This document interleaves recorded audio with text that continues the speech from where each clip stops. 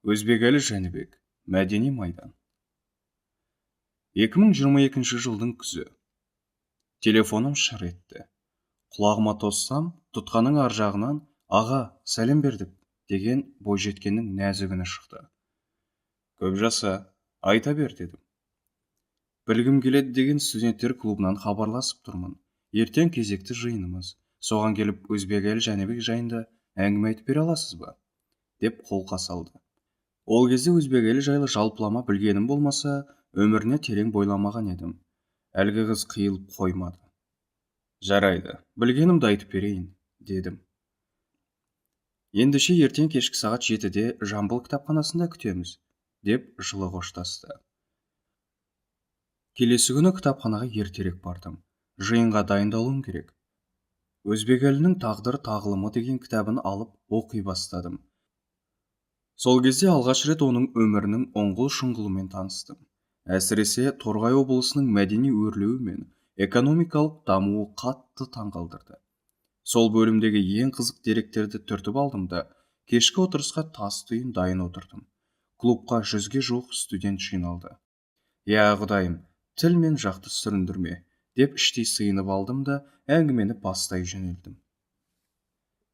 «Құдайдың құдіреті адам арқылы көрінеді» деген сөздің ақиқатын қара.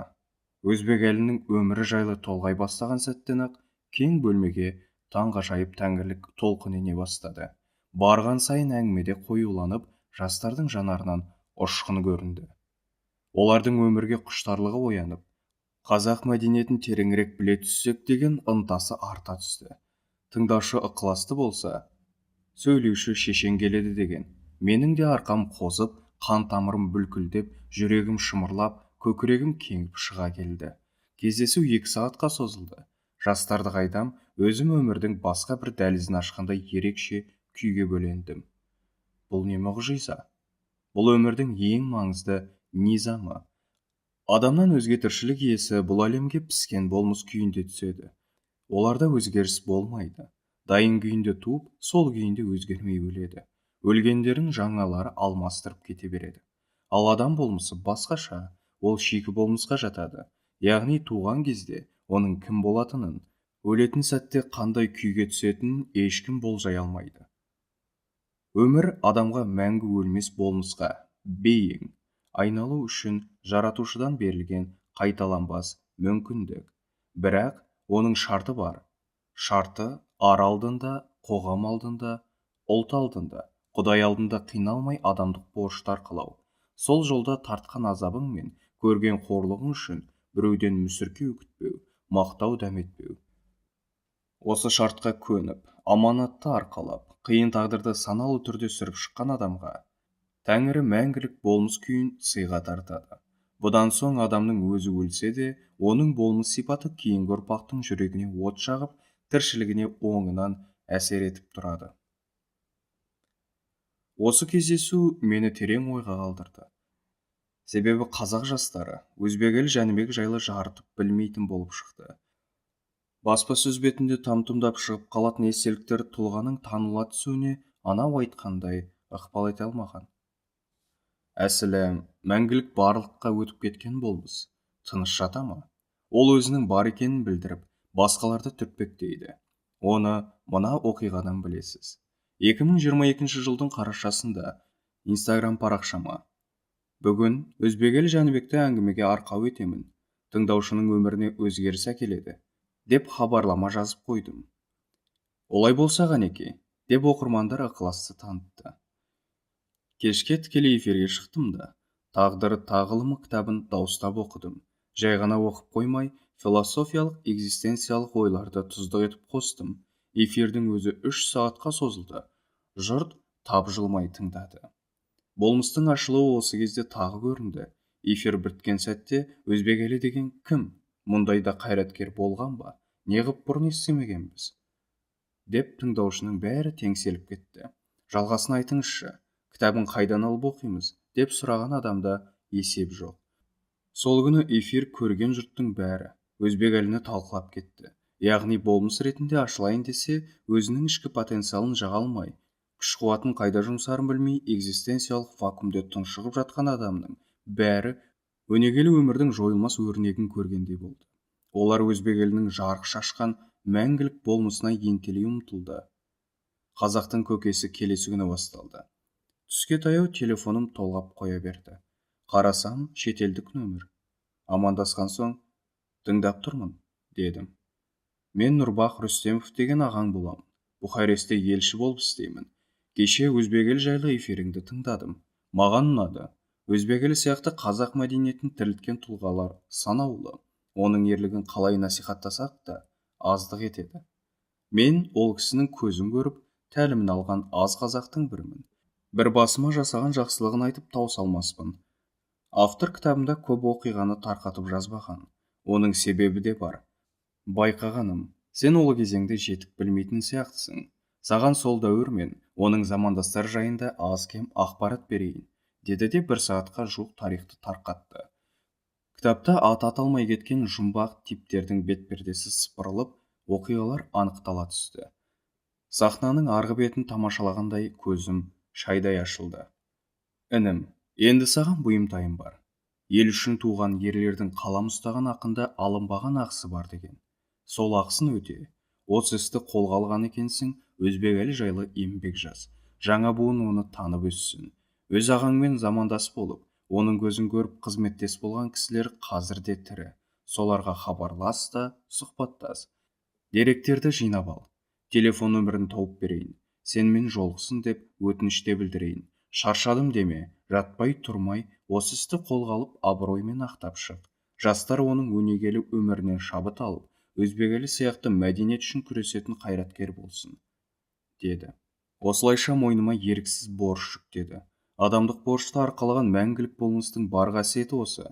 Оның өміріне жанап кетсең, өзіңнің де мойныңа борышты арқалатып жібереді. Құрметті оқырман, бұл кітапты аяқтағанда сіздің де мойныңызда бір борыштың ілініп тұратынына күмәніңіз болмасын. Бірақ ол борыштан шошымаңыз. Бұл сіздің бағыңыз болуы әбден мүмкін. Нұрбах Рүстемовпен ауызша уағдаластық. Іздегенге сұраған. Бір айдан соң 2022 жылдың желтоқсан айында Алматы қаласында өзбек елі Жәнібекті еске алу шарасы ұйымдастырылды.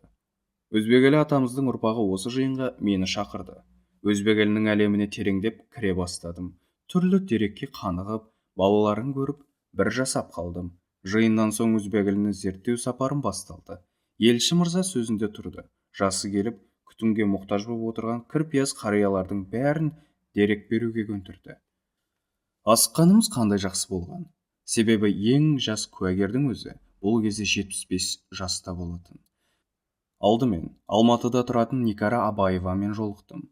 Сосын атбасын Қапшағайға бұрып, Нұрлан деген туысымен таныстым. Астанада Тойған Ізімова, Қойшығара Салғараұлы, Ниетжан Өзбекәліұлы, Мұхтархан Манапов және Мырзатай Жолдасбекпен сұхбаттастым. Атырауға барып, Гүлжан Талпақованың әңгімесін тыңдадым. Қостанайда Ибрахим Ағатайұлымен тілдестім. Шымкентте Райса Райымбекованың үйінде қонақта болдым. Түркістанға келіп, өзбек елінің немересі, інісі Нұржан Серіммен жүзбе-жүз сөйлесудің сәті түсті. Маған сұхбат беруге келіскен кісілердің бірі Сергей Трещенко еді. Онымен хабарласқан кезімде, қазір қарбаласпын, келесі айда хабарлас, айтып беремін, деген. Өкінішке қарай, ол кісі 10 күннен соң о дүниеге аттанып кете барды. Әрі қарай кітапханада отырып өзбек елі жайлы жазылған деректерді ақтардым. Байқағаным, өзбек елі тануды жазушы, ғалым Құлыбек Ергөбек көп естелік сақтап қалуға тырысқан. Ол өз ағаңның соңғы сәтіне дейінгі оқиғаны хаттап, кәдімгі жылнамаша ұқсап жазба жүргізген. Осы деректерді назардан өткізіп, оқиғаларды рет-ретімен қойып, қолдан келгенше экзистенциялық талдау жасауға тырыстық. Құрметті оқырман, бұл кітапты соңына дейін оқып шықсаңыз, өзбек елі Жәнібектің мәңгілік болмысымен әсерлесесіз. Бәлкім, сіздің де іштей ыдырап, мәні мен маңызы қаша бастаған сүреңсіз өміріңізге, ғайыптан сәуле түсіп, мағыналы ғұмыр кешуіңізге септігі тиіп қалар. Қыздарға қорған табылды. Қаулының жобасына неге қол қоймадың? Григорий Андреевич, солярка сасыған қызға қандай жігіт жолайды? Қыздың келешегін ойлау керек. Мыңдаған еркек кеңседе қағаз кеміріп отыры, Трактор айдайтын адам табылмаса, соларды жіберейік. Керісінше, қыз-келіншектер кеңсеге ауысса, ұқыптылық пайда болады, деді ол. Сол сәтте Батраков орнынан ұшып тұрып: "Көрдіңіз ғой, Григорий Андреевич, бітіп тұрған шаруаны комсомол хатшысы әдейі қиындатып отыр", деп безілдеді. "Сіз әлі де түсінбей тұрсыз. Мен трактор бригадасына қарсы емеспін. Бригада құрылсын, жұмысын жасай берсін. Бірақ бригаданы қыз-келіншектен жасақтауға үзілді-кесілді қарсымын". "Неге қарсысың? Олар барса не болады?" "Ештеңе болмай ма? Не қылады екен?" "Ендеше өзіңіз әйеліңіз бен қызыңызды тракторшының курсына жіберіңіз. Сіз жіберсеңіз, мен құжатқа қол қоямын. Бірақ олай етпейтініңізге сенімдімін. Біреудің әлпештеген әйелі мен еркелеткен қызын ауыр жұмысқа үгіттеп, егіске айдап салу оңай іс. Кезек өзіңе келгенде кібіртіктеп қаласың", деді Қаймықбай. Оның кескінінен: "Мен тірі тұрғанда ешбір қазақ қызы трактордың рөліне отырмайды" деген кесінді рай білініп тұрды. Содан болар мысы басып, Батраковты ықтырып қойды. Ол айтарға сөз таппай тосылды. Осы кезде үнсіз отырған Рагинец сынып кетті ме, әлде аяқ астынан шыншыл болып шыға келді ме, белгісіз. Бірақ хатшы дұрыс айтады. Әйелден бригада құруға мүдделі адамның бірі мен. Сөйте тұра оған қарсымын. Соғыс кезінде талай әйел тракторға отырған. Солардың 30%-дан астамы кейін бала көтере алмай қалды. Осыны ескермесе болмайды, Григорий Андреевич, деп мұның жағына шықты. Бұдан соң олардың алдыңғы арыны басылып, жұмсарып сала берді. Ақылдаса келе, арнайы қаулы керек емес. Қыз-келіншектен бригада құрғысы келгендер алдымен оған жағдай жасасын. Сосын барып бұл мәселеге қайта айналып соғамыз, деп тарасты. Бұл дау 1965 жылдары Григорий Андреевич Мельчниктің кабинетінде болып жатыр. Ол 1963 пен 1972 жылдары арасында орталық комитетінің хатшысы болған. Дау былай басталған: Республикалық Кассельхозтехника бірлестігі қыз-келіншектен егістікке трактор бригадалары құрылсын деген кесір ұсынысты өкіметке ұсынған. Батраков осы қаулыны ұсынған бірлестіктің төрағасы, ал Рагинец ауыл шаруашылығы министрі. Осы үш мықтымен тіресіп отырған 34 жастағы комсомол хатшысы Өзбекәлі Жәнібек. Біздің кітаптың басты қаһарманы осы жігіт ағасы болмақ. Комсомолдың қырсық хатшысы карьерасын бәйгеге тігіп, не үшін өкіметпен тіресіп отыр? Себебі ол қыз-келіншек бригадасы дегеннің астарында қазақ келіншегі деген солақай саясат жатқанын жақсы білді. Мұндай ауыр жұмысқа жегілгенде үлбіреген қазақ қызының нәзіктігінен 4-5 жылда түк те қалмайды. Бұл жұмыстың ауырлығы табиғаты қолайлы оңтүстік аймақта онша білінбейді. Бірақ ауа райы қатал солтүстік өлкеде трактор айдаған әйелдер бала таппайтын бедеу болып қалатын. Бір қызығы, ақжүрек Рагинец мұны жақсы біледі, және ол да бұл қаулыға қарсы. Дәл осы уақытта орыстың қыз-келіншектері Алматыға пропискаға бірден тіркеліп, оп-оңай пәтер алып, астың асылын ішіп, тонның қамқасын киіп, сенбі-жексенбіде медеуде коньки теуіп жүретін. Бұл қаулының түбін қазсаң, жіптің ұшы Кремльге тіреледі. Ондағы сұмпайы коммунистер Қазақстанда мәдени геноцид жүргізіп жатқан. Яғни, қазақ жұртын сталиндік кезеңдегідей аштықпен қырып, тұрпайы жолмен атып, итжеккенге айдап, физикалық түрде жоя алмайтын. Қолайлысы мәдени геноцид жүргізу. Ол бұлай болады. Қазақтарды қалаға жолатпайды. Жігіт тұрмақ қызының өзін оқуға түсірмей, қара жұмысқа жегеді. Жолы болып қалаға орнықса да, баласын қазақша оқытуға мүмкіндік бермейді. Қазақ мектебі мен балабақшасын қолдан тұншықтырады. Осыншама тегеурінді мәдени геноцид күшінде тұрғанда, 34 жастағы Өзбекәлі қорықпай өкіметтің саясатына қарсы қимылдап тұр. Ол биліктің тетігін жақсы біледі. Ереже бойынша комсомолдың бірінші хатшысы қол қоймаса, партияның ешбір қаулысы жүзеге аспайтын. Алматыдағы коммунист көсемдер мұндай қарсылыққа алғаш рет тап келіп тұрса, таңғалмаңыз. Себебі бұдан бұрында жоғарыдағы шенеуніктер ешкіммен ақылдаспай, желігі басылмаған жастарға ұнай кететін түрлі ұран ойлап тауып, комсомолдарды елдің кез келген түкпіріндегі қара жұмысқа сұраусыз сала беретін. Өзінен басқаны жағымсыз жұмысқа жегу Ресей империясынан мирасқа қалған дерт. Әріге бармай 1916 жылдың июнь жарлығын еске алыңыз. Ақ патша бұрынғы уәдесін жұтып, қазақтарды бірінші дүниежүзілік соғыстың қара жұмысына жеккен. Торғайдағы көтеріліс содан шықты. Теңдік әпергіш, әділ совет өкіметі орнаған соң да қазақтың бағы жанбады. Қазақ ұландарын советтік ұрандармен көрінген саланың қара жұмысына жұмсай беретін өзбек елі комсомолдардың бірінші хатшысы болған соң, осындай қауіпті қаулылардың желкесін қиды. Оның аргументімен әруағының үстем түскені сонша, сол кездегі орталық комитеттің екінші хатшысы Титов өзбек елімен санасып қана қоймай, қолдауға мәжбүр болды. Ол кезде екінші хатшы Қонаевтан кейінгі екінші адам.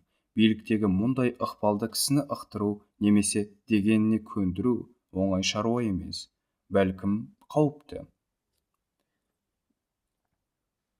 Ордажық Оран 1963 жылдардың басында Семей облысының Шұбартау ауданында басталған қой бағу ұраны бірнеше жылда Қазақстанды жайпап кетті. Ұранның әсерлі болғаны сонша, мектепті алтынға бітірген оқушының өзі қой бағып, өкіметке ет өткізуді абырой санаған. Осындай ұранның тұзағына түсіп қалған аңғал қазақтың бірі тарихшы Қойшығара Салғараұлы. Кітапты жазу барысында онымен сұхбаттастық. Ол Торғайда өзбек елімен істес болған екен. Сұхбатта бүй дейді: мектепті жақсы оқыдым, кітапты бір оқысам, түгел жаттап аламын. Мені бәрі Алматыға барып, ғылым қуып, ғалым болады деп ойлаған. Аудан деңгейінде танылып та қалған шамам бар. 1957 жылы Лениншіл жас газетіне қой бағуға кетіп бара жатқан жастардың тартымды фотолар шықты. Ол кезде 9 класста оқимын. Сол ұранға елтіп, жатсам тұрсам 100 қойдан 130 қоз алу деген арманға маталдым. Сабағым нашарлап кетті. Кітап оқуға деген ынтам азайды. Мектепті бітіре сала өзім сұранып, малғаттандым. Сол жылдары 2-3 жыл қой бақпасаң, аттестатыңды бермейтін. Кіммен сөйлессем де, өкіметке ет керек деп күпініп сөйлейтін. Бір күні ауылға бұрыннан таныс көз ашық райкомның бір басшысы келеді. Ол Қойшығараны көріп: «Әй, сен бала, мұнда не істеп жүрсің?» деп сұрады. «Не істеп жүргені қалай? Қой бағып жүрмін», дедім майданның шебінде тұрған жауынгер ұқсап. «Мен сені ғалым болады деп ойласам», деді ол күрсініп.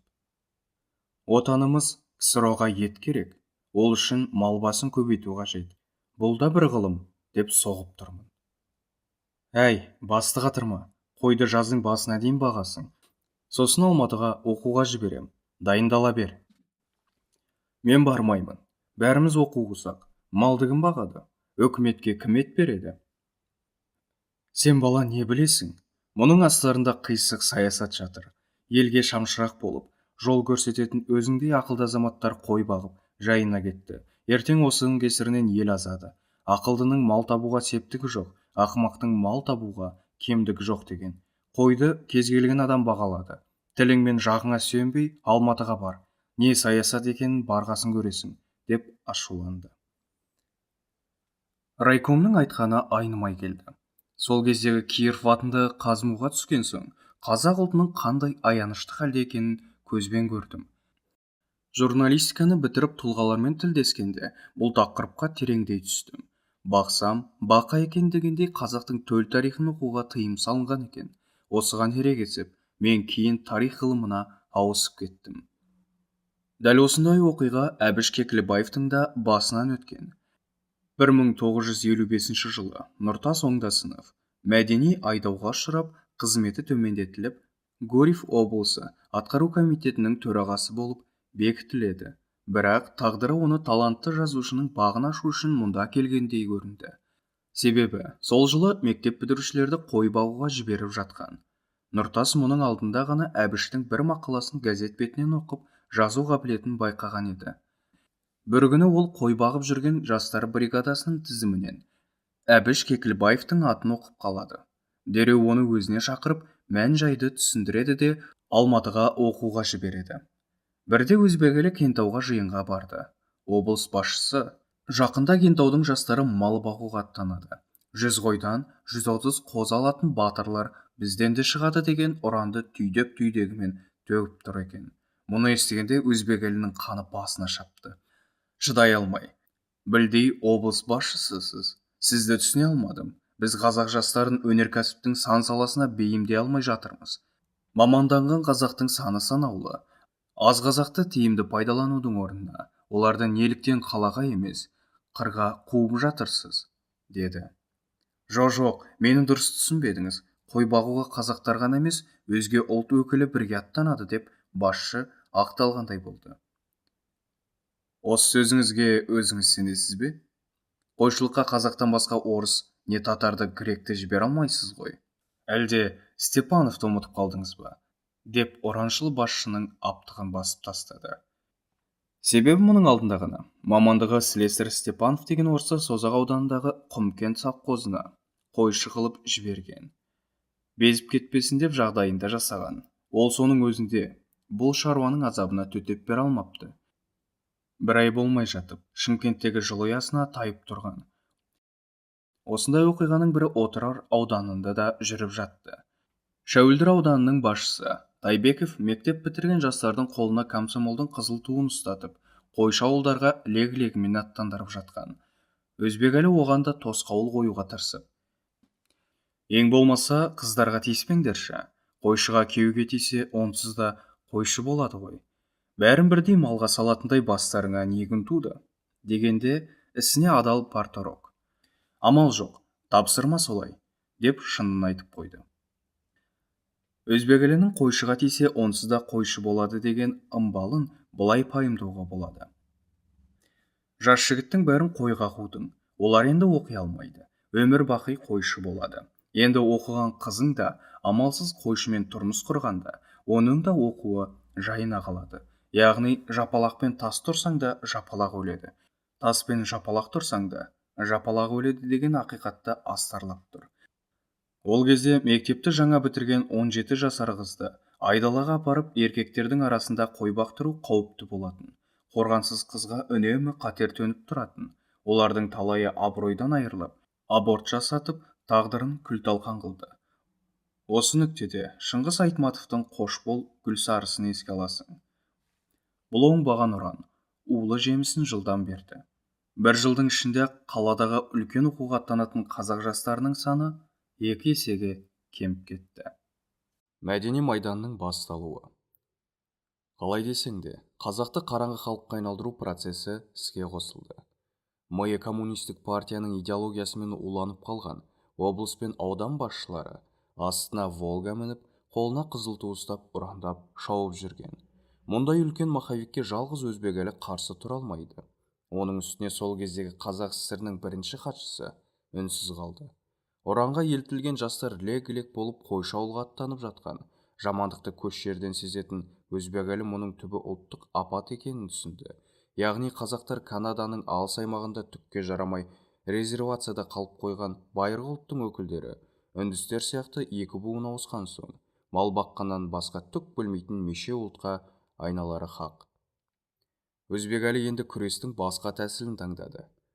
Қойшылар оқу-ағарту өнімдері мен мәдени құндылықтан кесіліп қалмас үшін оларды осы әлсіз тарапынан қолдап, мәдени өніммен қамтамасыз ету жағын қолға алды. Алдымен прототипті радиоқабылдағыштар жөнелтілді. Енді кез келген қойшы қазақ радиосы мен шалқардың таратқан ақпаратын жайлауда жүріп-ақ қиналмай тыңдайды. Мүмкін болған аймақтарға шағын электр станциялар орнатылды. Қойшылар сығырайған майшамнан құтылып, цивилизацияға жалғанып алды. Көшпелі моншаға тапсырыс көбейді. Ыстық су арқалаған үлкен көліктер шопандарды аралап, апта сайын отбасымен моншаға түсіретін. Сол заманның орасан байлығы ағаш жиһаздарды да жеткізіп берді. Оқу-тоқу ісінде қарайып қалмасын деп жайылымдарда оқу пункттерін ашты. Газет-журнал мен көркем әдеби шығармаларды жылдам жеткізу жолға қойылды. Осы стратегияның ұтымды болғаны сонша, кейбір шопандар қаладағы онша-мұнша оқымысты қазағыңмен аттан түспей сөйлесетін деңгейге жетті. Әдетте қоғам идеалсыз өмір сүре алмайды. Олар болмаса, тәжірибесіз жас буын жігері мен қайратын баянсыз іске сарп қылады. Абайдың сөзімен айтқанда, болмасаң да ұқсап бағатын бір тұлға керек. Ауыл аймақтағы қазақ жастарының бәрі 100 қойдан 130 қозы алатын социалистік еңбек еріне жаппай еліктей бастаған. Провинциядағы дилетант ақындар мен композиторлар оларға өлең арнап, идеалға айналдырып жатқан. Оқушылар бұл өлеңдерді жатқа оқып, ұранға елтіп өскесін қойшы боламын деп кеудесін ұрып мақтанатын. Сол кезде әр ауылда әнге қосып, мақтанып айтатын өз шопаны бар еді. Шопан ер, естіп пе ең мұқан ерді, неше рет осы топқа талай келді. Омырауда қос ордені жарқылдаған, шіркін-ай жақындатқан алыс жерді. 100 қойдан 10 мың қойды өзі өсіріп, осындай бір тамаша өнім берді. Бұл қауіпті тенденция.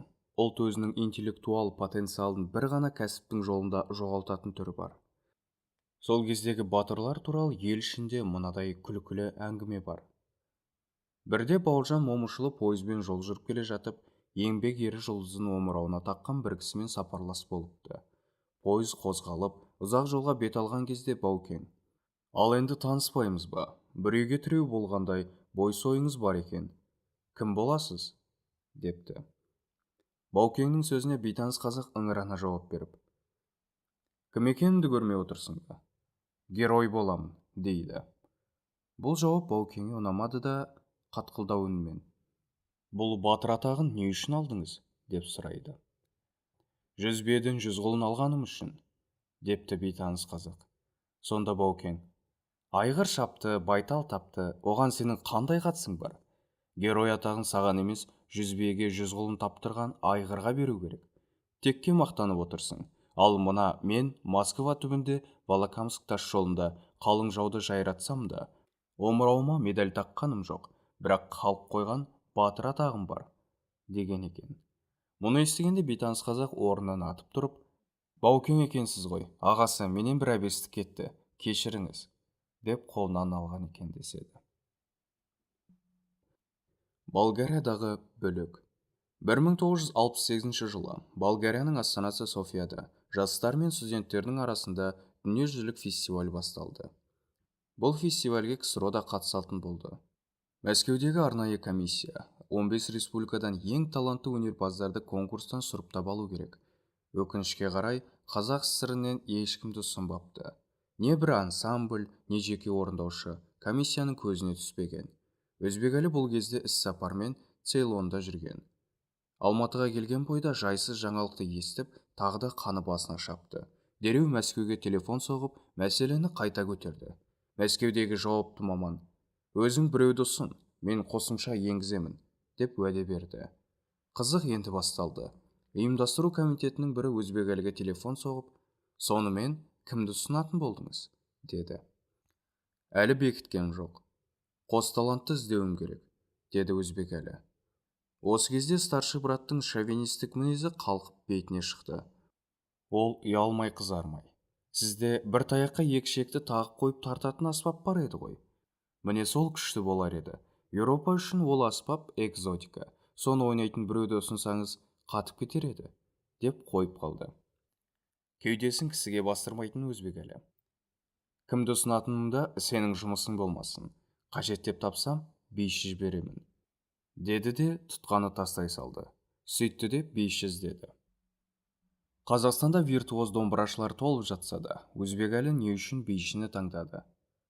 Себебі ол кезде ұлттық бидің жоқтығы қазақтарды кемсітуге таптырмас сылтау болатын. Қазақтар өркениет көрмеген, мәдениеттен жұрдай, өнер дегенді ұқпайды. Ұшы-қиыры жоқ далада жөн-жосықсыз көшіп жүре берген. Бұларды адам қылған орыс деген сарындаған мәдениетсіз әңгімені көрінген жерде айта беретін. Осы бір жабайы мінездің шовинистерге сіңісті болғаны сонша, 1970-80 жылдары Алматының өзінде қоғамдық көлікте өзара қазақша сөйлессең: «Эй, Колбит, нормально разговаривай на человеческом языке», деп тыйып тастайтын болған. Ең қызығы, осындай жабайы мінезге не мемлекет тарапынан, не зиялылар атынан ескерту, түзеу, жазалау сияқты шаралар қолданбаған. Үкіметке шағым айтса, ұлтараздық туғызбаңдар деп өздеріне тап беретін. Тіпті Мәскеу мен Ленинградта отырған орыстың зиялы қауымы да осы бір жабайылықпен күресуге ықыласты болмаған. Яғни өзге ұлтты кемсітуді қалыпты табиғи процесс деп қабылдаған. Бұдан соң өзбекәлі беделін салып бейшілерді іріктейтін комиссияны Алматыға алдырды. Сыннан өткен бейші келесі емтиханды Мәскеуде тапсыру керек. Мәскеудегі сынаққа бұған дейін халықаралық жарысқа қатысып көрмеген 20 жасар атыраулық бейші Гүлжан Талпақова аттанды. Іріктеу жарысы оңай емес. Шығыс биін көрсетуге өзбек, қырғыз, түркмен, тәжік, Әзербайжан елінің өнерпаздары да баратын. Тәңір берген талантыңа сенбесең, тамырымен таныстың телефонның ықпалы жүрмейді. Комиссия құрамында Мәскеу мен Ленинградтағы опера мен балет театрының тарландары отырды. Олардың көсемі Большой театрдың жетекшісі атақты биші Иосиф Михайлович Туманов. Соншама дүлдүл арасынан олардың көзі Гүлжан Талпақоваға түседі. Іріктеу біткен соң бишілер елге қайтып күнделікті тірлігін атқара береді. Гүлжан жұмыс бабымен Қостанай облысына гастрольге аттанады. Ауылсбір ауданының шағын сахнасында билеп жүрген кезінде Қостанайдың жергілікті әкімі келіп, сені Алматыға басшылар шақырып жатыр, ертең сені Өзбекәлі Жәнібек қабылдайды, дейді. Бізбен сұхбаттас болған Гүлжан Талпақованың өзі бұл оқиғаны бүй деп баяндады. Мені Волгаға отырғызып, шапшаң Қостанайға жеткізді. Әуежайда тікұшақ күтіп тұр екен. Тікұшақ сол күні кешке мені Алматыға келді. Ертесіне буынып, түйініп комсомолдың ғимаратына бардым. Күтіп алушылар жаны қалмай жүгіріп жүр. Қазір Өзбекәлі Жәнібек сізді көруге келеді. Сахналық киіміңізді киіп алыңыз, деді олар. Ол кезде танымал болмасаң, арнайы костюм тікпейтін. Қазақ концерттің жалпыға ортақ бір костюмін үстіме іліп алдым. Оның өзі құранды болатын. Көйлегі Жамал апанікі болса, нымшасы Шара апанікі болуы кәдік. Көбіне өлшемі сай келмей, үстіңде олпы-солпы тұратын. Оның өзін икемдеп ішінен бүріп, қысқартып аламыз. Мен киім ауыстырып болғанша Өзбекәлі ағада келіп жетіпті. Бір қарағаннан түрі сұсты көрінді. Маған қарап, қазақша қандай биің бар? Сахнаға шық та көрсет өнеріңді, деді. Өзімен бірге арқалап жүретін ауыр магнитофоным бар. Соны қостым да қазақша 2-3 би билеп бердім. Өзбекәлі үнсіз тамашалады. Би біткен соң талқылау залына жиналдық. Ол маған қарап, бар киімің осы ма? Деп сұрады. Иә, осымен билеймін, дедім. Ол жанындағы мәдениет министрлігінің өкіліне қарап, көрдіңдер ме, қазақ мәдениетінің сыйқын, шетелге шығып, қазақ биін таныстыратын бишіміздің киімінің түріне қара, не масқара мынау, деді. Мен түрім ұнамай қалды ма деп шошып кеттім. Әлгі шенеунік басы салбырап, үндемей құтылды. Өзбекәлі маған қарап, күнделікті киетін киім-кешегің қалай, деді. Мен сұрақты онша түсінбедім. Жақсы, жасыл көйлегім бар, бәрі жаңа деп жауап бердім. Жолға ұстайтын сөмкең бар ма? Деп сұрады. Иә, дедім. Әкел көрсет, деді ол. Атыраудан Алматыға оқуға аттанарда, әке-шешем сатып әперген советтік қара чемоданды қасыма әкеп қойдым. Оның чемоданға да көңілі толмады. 3 күн уақыт беремін. 3 күн ішінде 3 биге арнап бөлек-бөлек ұлттық киім тіктіресің. Одан бөлек 4 маусымда киетін киім-кешегін жаңалайсың. Косметикасын түгел ауыстыры. Боянатын опа-далабы мен әтіріне дейін импортный болсын. Қонақ үйде киетін халаты мен тәпішкесіне дейін жайнап тұрсын. Анау ескі чемоданды көрмейтін болайын. Ақшаны өзім табамын. 3 күннен кейін кездесеміз, деді де шығып кетті. Жанна деген жауапты қыз менің қолымнан жетелеген күйі детектеп әкеліп Волгаға отырғызды. Қаланың шетіндегі 70-ші разрез деген жерге жылдам жеттік. Ол жерде өкіметтің қоймасы бар екен. Қоймаға кіргенде аузым ашылып жағым түсіп қала жаздады. Әртістер түсінде ғана көретін 99 түрлі мата мен бағалы аңның жылтыраған терісі үйіліп жатыр. Базарда жүргендей қойманың ішін армансыз аралап, қымбат мата мен жүн терінің неше түрін арқалап алдық та театрдың астындағы арнайы киім тігетін цехқа келдік. Тапсырманың қатты болғаны сонша бүкіл дизайнер мен тігінші маған жабылды. 3 күн бойы киім өлшеп, пішумен болды. Өз көзіме өзім сенер емеспін. Құдды бір түс көргендей болдым. Жарқыраған мата мен жылтыраған теріден бір өзіме арнап қазақша киім тікті. Сахналық костюмім дайын болған соң сыртқы киім-кешек пен косметиканы жаңалады. Соңғы үлгідегі ең сапалы әрі ең әдемі киімдермен опа-далапты алдыма тосты. Ескі чемоданымды лақтырды да Чехословакияда жасалған папа-мама я деп аталатын матрешка сияқты 3 қабатты чемодан берді. Бұл заттардың сапасының мықтылығы сондай, 13 жыл ұстап тоздыра алмадым. 3 күннен соң мені ханның қызындай жайнатып, Өзбекәлінің алдына апарды. Киімді жайма сияқты жайып қойды. Өз ағам бәрінің материалын қолмен ұстап, сапасын жеке-жеке тексеріп алды. Маған қарап: «Қалай Гүлжан, жаңа киімдерің ұнады ма?» деді. «Я аға, бәрі ұнады», дедім дірілдеп. Ол кезде мұндай нығметті көрмеген таза совет адамы едік. Сондағы бар уайымым конкурстан соң киім-кешекті қайтарып ала ма жоқ па? Кенет шыдай алмай: «Аға, конкурс біткесін бұларды қайтарып ала ма? Қазақ концертке тапсыруым керек пе?» «Жоқ», деді. «Бұларға мен бір тиын төлеген жоқпын. Қымбат заттар. Мен оларды қалай аламын?» дедім. Ол күліп: «Қыздар өзі түсіндіреді», деп қысқа қайырды. Бұдан соң фестивальге дайындалу үшін Мәскеуге аттандым. Мұнда Совет одағының жас таланттары жиналыпты. Ол кезде ешбірінің атағы жоқ. Олар 10 жылдан соң ғана халық әртісі атанып, Совет одағының даңқты өнер жұлдызына айналды. Біз бір команда болып күндіз-түні бірге дайындалдық.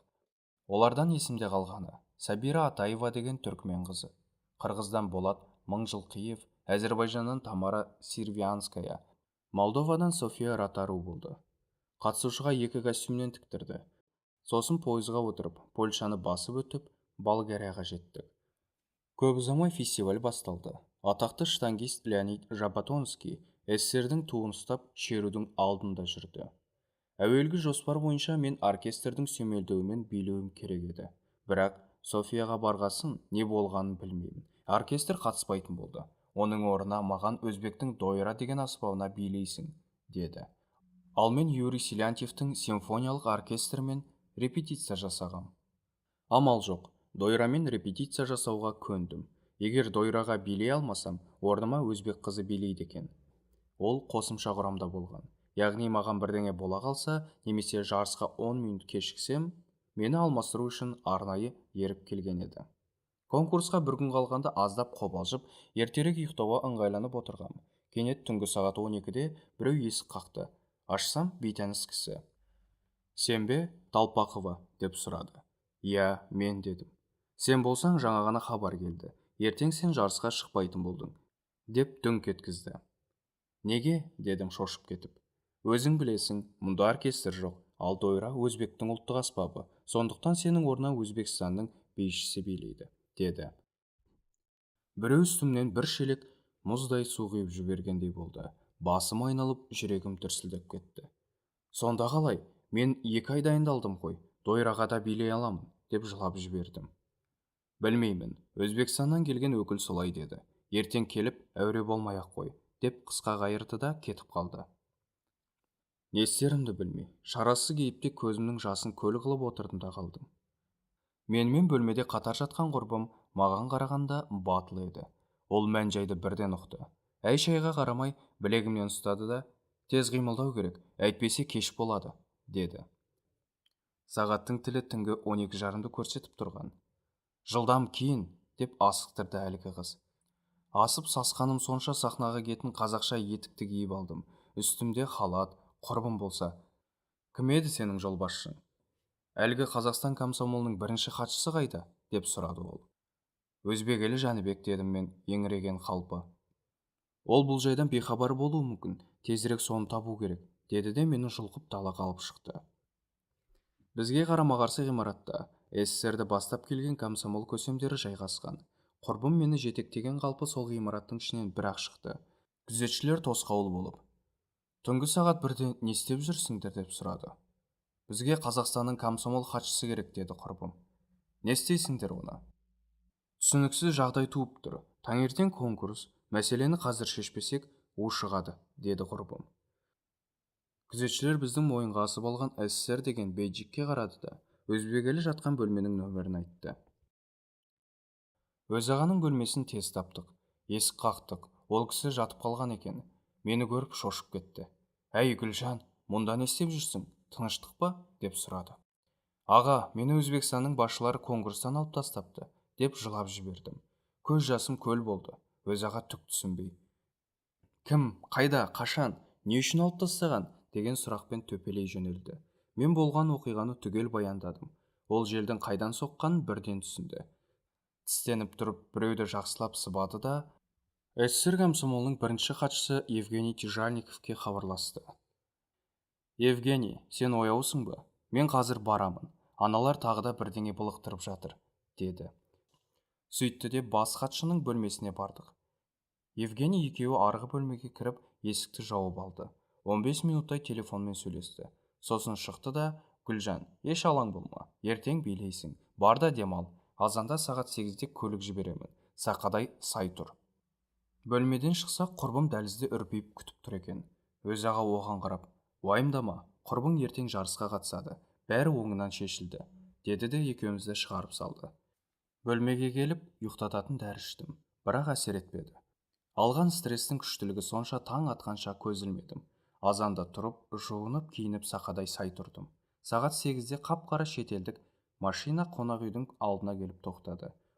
Ол заманда СССР-де шетелдік көлік тұрмақ, Жигули көрмейміз.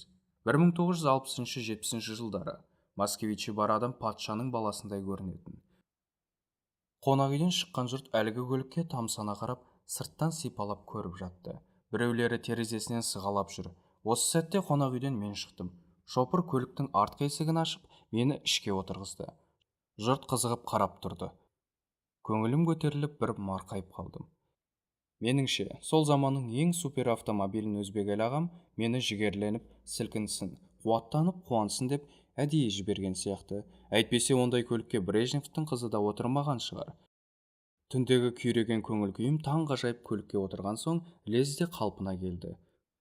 Концерт өтетін ғимараттың алдына кеп тоқтағанда, патшаның қызындай болып салтанатпен түстім. Сахнаның артында ұлттық костюмді киіп, кезегімді күтіп тұрмын. Оркестр сол күйі құрыды. Амал жоқ, дойраға биледім. Бағыма орай Алматыда оқыған кезде биден беретін ұстазым Ташкеннің қазақ еді. Ол маған өзбек биінен сабақ беріп, дойраның ритмін үйреткен. Таныс аспап болған соң сасқаным жоқ. Дегеннен дойраның ритмін іліп алдым да мұң бұралып сала бердім. Обаліне керек бидің түбін түсірдім. Бірақ ұйқының аты ұйқы. Қанбаған ұйқы жүзімдегі эмоцияны солдырып жіберді. Жүзімнен шаттықтың шуағы төгіліп тұрмады. Мұны қазылар да байқап қойды. Кім білсін, егер сол жылы эмоция мықты болғанда, бәлкім бірінші орын алар ма едім. Есесіне 3 күн бойы Алматыда тіктірген ұлттық костюмім үлкен рөл ойнап кетті. Қосетек көйлегімде, вельюр нымшамда, құндыз бөркімде, бөркімнің үлбіреген үкісі де сахнаны жандырып жіберді. Осылайша бірінші турдан өттім. Одан кейінгілері оңай болды. Соңғы шешуші кезеңде ерекше шабыттандым. Себебі залдың атмосферасы жігер сыйлады. Сахнаға шыққанда зал қиқулап, айғайлап, ысқырып, қол соғып, шулап кетті. Артынша тебіреніп жылағаным есімде. Кейін байқасам, мен шыққанда делебесі қозып, қиқулап отырған қазақтар екен. Өз ағам фестивальге делегация болып барған барлық саланың маманын залға жинапты. Тіпті қырғыз делегациясында әкеліп отырғызып қойыпты. Жарыс біткен соң жеңімпаздарды анықтап, марапаттау үшін арнайы залға жиналды. Бірінші күні дойраға билеген биім көңілден шықпады, сондықтан жүлдеден үміт күтпегем. Мұндай фестивальге қатысудың өзі абырой. Кенет қазылар «Талпакова, СССР» деп айқайлады. Маған бұл Калпакова деп естілді ме, мән бермей отыра бердім. Сөйткенше болған жоқ. Гүлжан Талпакова, СССР деп бірнеше мәрте шақырғанда, қасымда отырғандар маған бұрылып: «Әй Гүлжан, сені шақырып жатыр», деді. Тоқ соққандай құлағым естімей қалды. Дәлтіректеп тұрдым да, баспалдақпен былқ-сылқ етіп, мас адамша теңселіп, әрең түстім. Сахнаға жеткенше құлап қалам ба деп қорықтым. Жарқыраған күміс медальді мойныма ілді. Сый-сияпатпен гүл шоғының астында қалдым. Фотографтар жан-жақтан шытырлатып, жарыса суретке түсіріп жатыр. Осылайша өмірімде алғаш жарысқа қатысып, дегеннен 2-ші орын алдым. Өз ағамның қуанышында шек жоқ. Жеке келіп құттықтады. Мәскеуге барған соң жеңімпаздарға дастархан жайды. Ол жерде өз ағамның абыройы асқақтап, айдарынан желесіп тұрды. Бұдан да қызығы, КСРО-дағы ең беделді журналдың бірі Огонектің мұқабасынан суретім шықты. Ішіне мен жайлы көлемді мақала жазылыпты. Оны да ұйымдастырған өзбек әл ағам болатын. Конкурстан алтын алған қаншама лауреат пен таланттар үзеңгі қағыстырып, ауыздығын шайнап тұрған. Сонша жұлдыздың арасынан суырып шығаруы мен үшін ғана емес, Қазақстан үшін зор абырой. 1968 жылы ұлттық киіммен Огонектің мұқабасынан шығуым қазақ жастарына мотивация мен мақтаныш сезімін сыйлады. Бұдан соң Алматыға ұштым. Ол кезде Алматының әуежайынан ұшақ аз ұшатын. Қонуға жақындағанда алаңдағы қызыл кілемді көріп шетелден қонақ келген екен деп ойладым. Траптан түскен кезде бірақ білдім. Мені салтанатпен күтіп алу үшін бұл құрметтің бәрін ұйымдастырып дайындаған өзбекелі ағам екен. Осыдан соң жұлдызым жанып, тасым өрге дөңгеледі. Орта Азия бойынша шығыс биін билейтін жалғыз бишіге айналдым. Соның арқасында 50-ден астам шет мемлекетте өнер көрсеттім. Софияда болған оқиғаны кейін терең сараптадым. Ол интриганы Өзбекстанның комсомол хатшысы ұйымдастырса керекті. Ондағы мақсат маған жалған ақпарат беріп, конкурсқа қатыстырмау. 5 минут кешіксем, менің орныма Өзбекстанның бишісі шығуға дайын тұрыпты. Дайын тұрғаны сол, оркестрдің өзін дойрамен алмастырып қойған. Ол заманда шетелге кім шықса да, КСРО-ның атынан қатысатын. Сондықтан өзбек шықты не, қазақ шықты не, айырмасы жоқ деп қарайтын. Бірақ өзбек елі олай қараған жоқ. Ол ұлттық намысқа шапқан кезде басқа идеологияны көз көрмей қалатын. Сол күні интриганың тірсегін қиып, жолын жауып тастады. Мен де намысқа тырысып, батырға оң солы бір дегендей өзбектің дойрасына өзбектен артық билеп шықтым. Егер сол түні сүрінгенімде, кейінгі бақ пен бақыттың, атақ пен даңқтың ұштығы түгіл пұштығы да бұйырмас еді. Одан бөлек сол түні бірден шешім қабылдап, білегімнен сүйреп отырып өз ағаның бөлмесіне ертіп апарған жан құрбыма да өмір бақи қарыздармын. Ол атақты әнші София Ратару болатын. София сол жылы алтын медаль алып, жұлдызы жарқырады. Торғайдың тозуы. Бұл кезде Торғай облысының орталығы, арқалық, күрделі инфрақұрылымды айтпағанда қарапайым әлеуметтік саланың өзі әлініп әзер тұрған.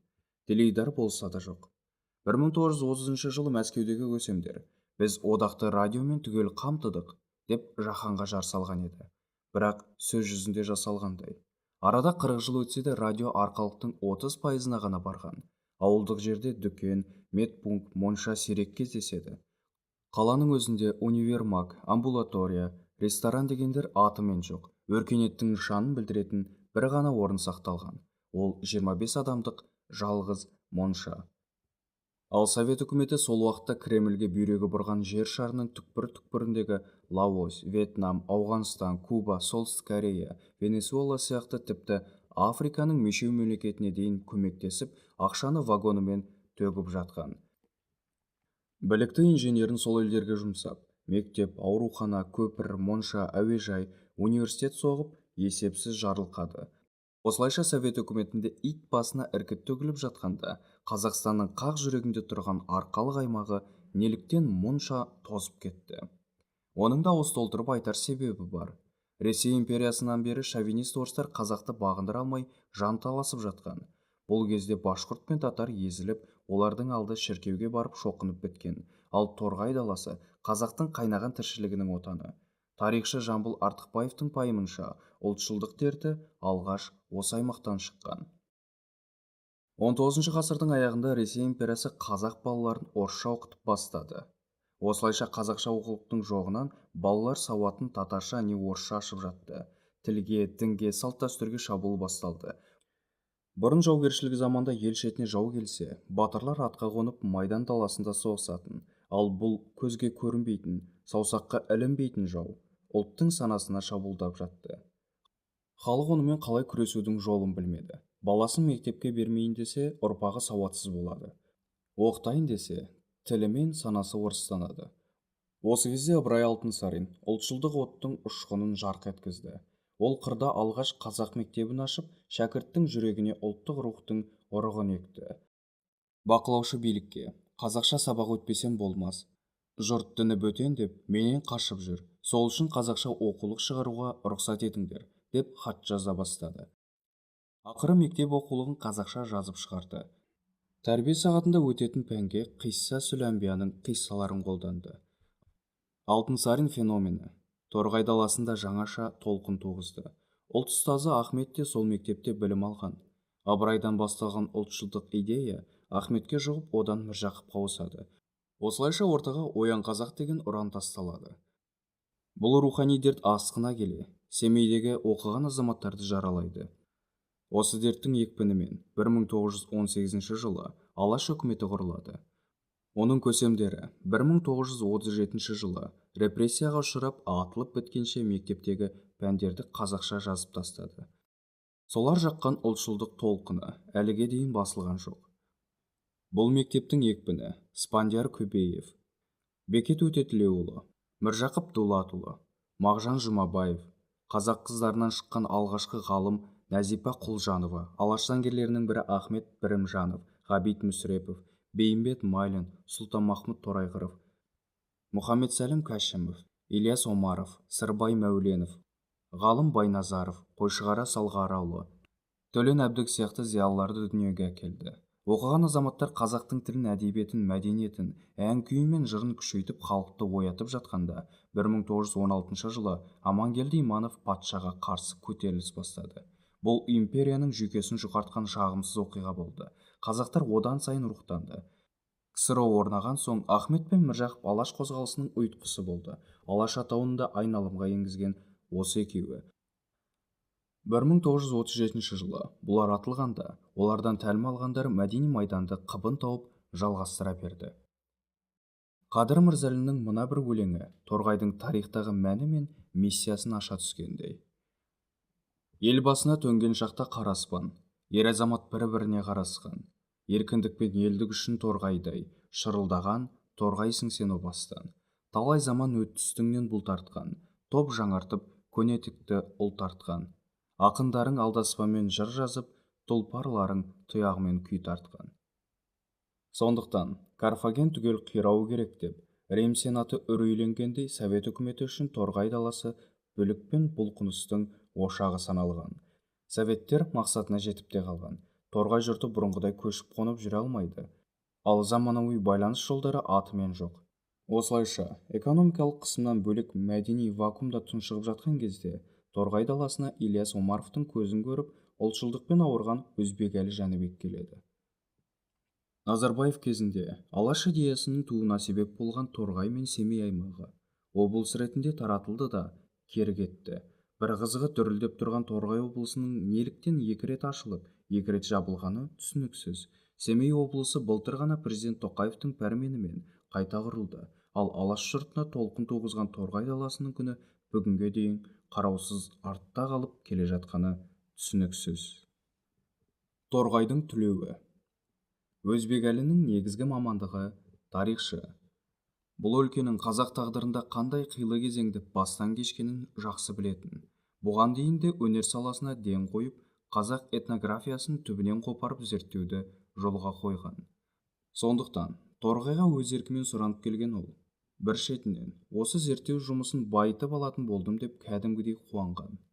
Ең бірінші қазақтар тығыз қоныстанған Жангелдин және Амангелді аудандарын аралайды.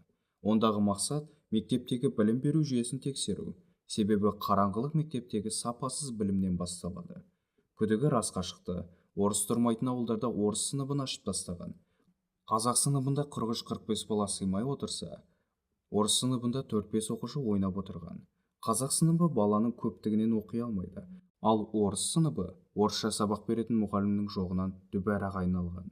Яғни оқушы да қазақ, мұғалім де қазақ, бірақ оқулықтары орысша. Ұстаздар орысша оқулықпен дәрісті қазақша түсіндірген. Орыс сыныбын аштырып, баласын оқытқандар совхоз директоры, парторг, ауыл кеңсесінің төрағасы, бас бухгалтер, бас агроном сияқты лауазымды кісілер. Яғни, баламыз орысша оқса, жерде қалмайды деген таяз түсінікпен ашылған. Осының кесірінен мектепте не орыс емес, не қазақ емес дүбәра күйге түскен. Бір күні Өзбекәлі Торғайға іссапармен келіп қалған. Оқу министрі Балахметовті осындай сыныптың біріне әкеліп, ашық сабаққа қатыстырды. 7А сыныбындағы озат оқушы тақтаға шығып, орысша 3 сөз жазған кезде 3 қате жібереді. Мұндай сорақыны көрген кезде министрдің өзі таңғалады. Өзбекәлі осыны пайдаланып, көрдіңіз ғой, жолдас Балахметов, орыс мектебінің сыйқы осы. Қазақ ауылына орыс сыныбын ашудың қажеті жоқ деген нұсқау хат беріңіз.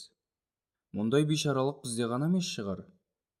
Министр оған жиында қараймыз дейді де жым-жырт жоғалып кетеді. Бұдан кейін Өзбекәлі облыс басшысы Сақан Құсайымовтың кабинетіне кіріп, ақсап жатқан білім саласын қайта-қайта көлденең қоя береді.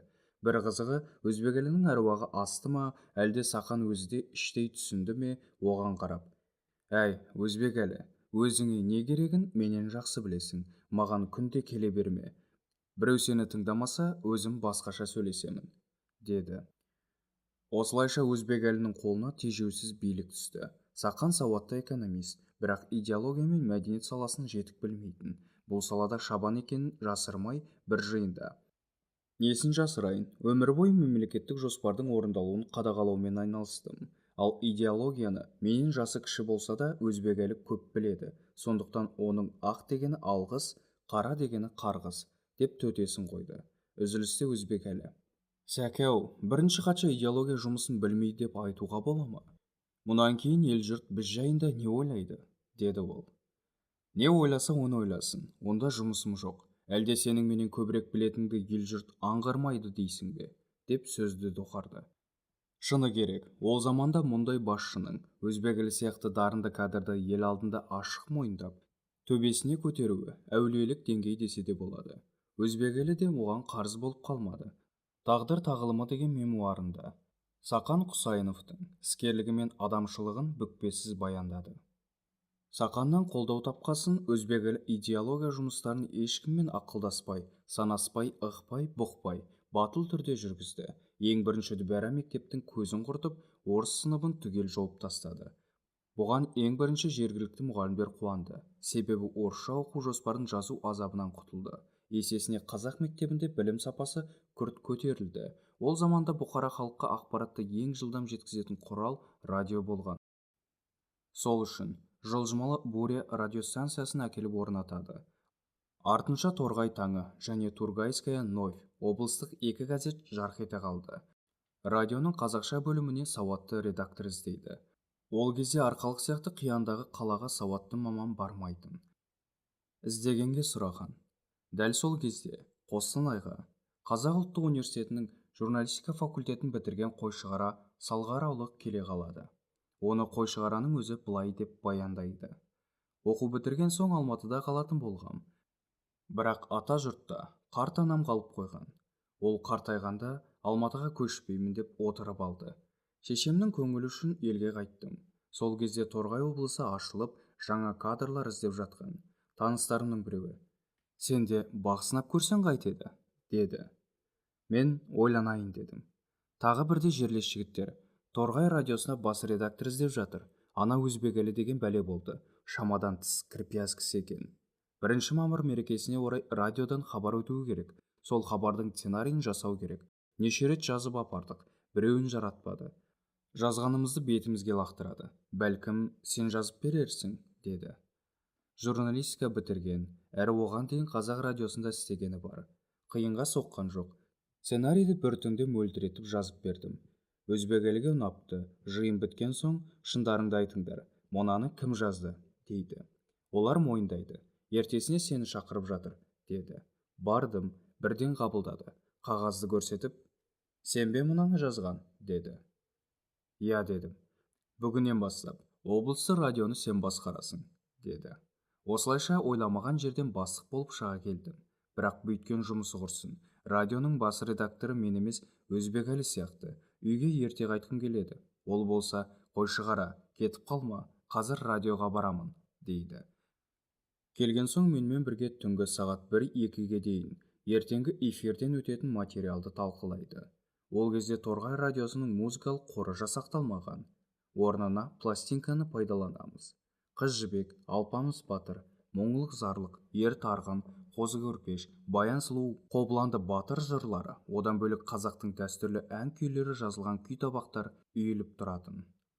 Ол галстугы салбырап, еденге молдасы оқынып отырып, алдына пластинканың бәрін жайып тастайды. Сөйтеді де ертең эфирден өтетін жыр, күй, әнді өзі таңдайды. Әбден көңілі толған соң мені үйіме қайтарады.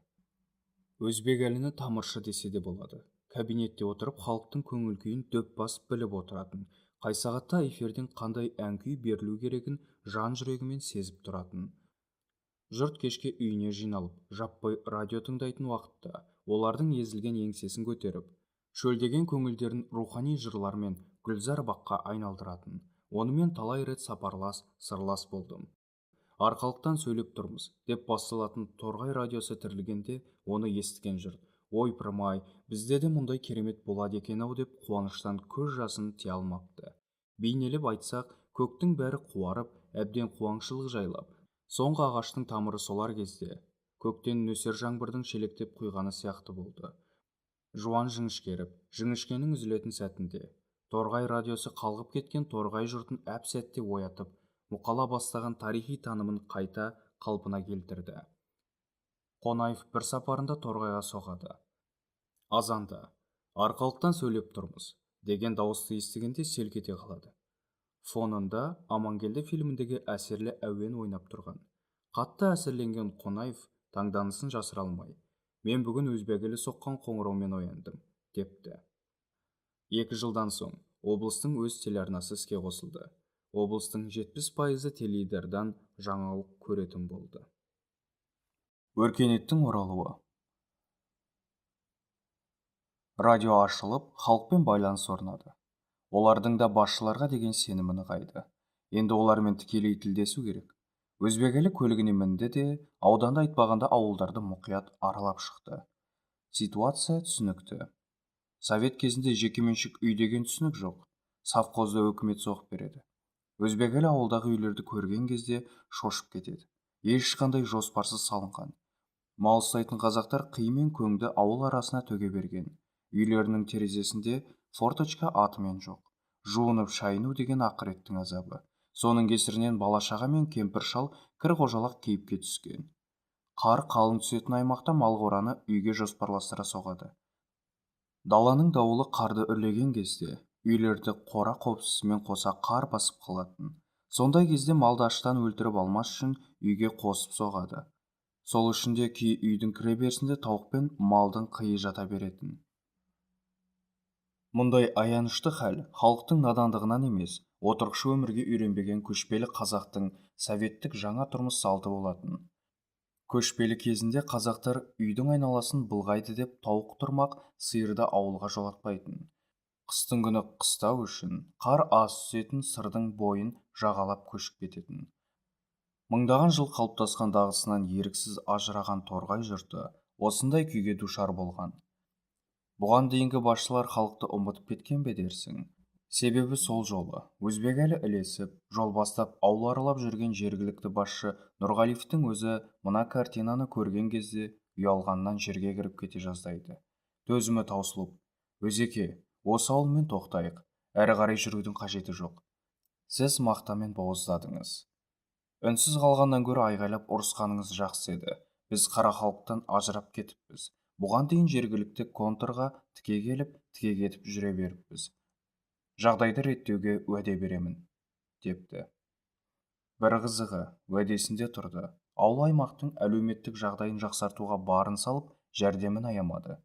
Киіз үйде отыратын кезінде ешбір қазақ ауласын шарбақпен қоршамайтын, арнайы тал екпейтін, үстелде отырып шай ішпейтін.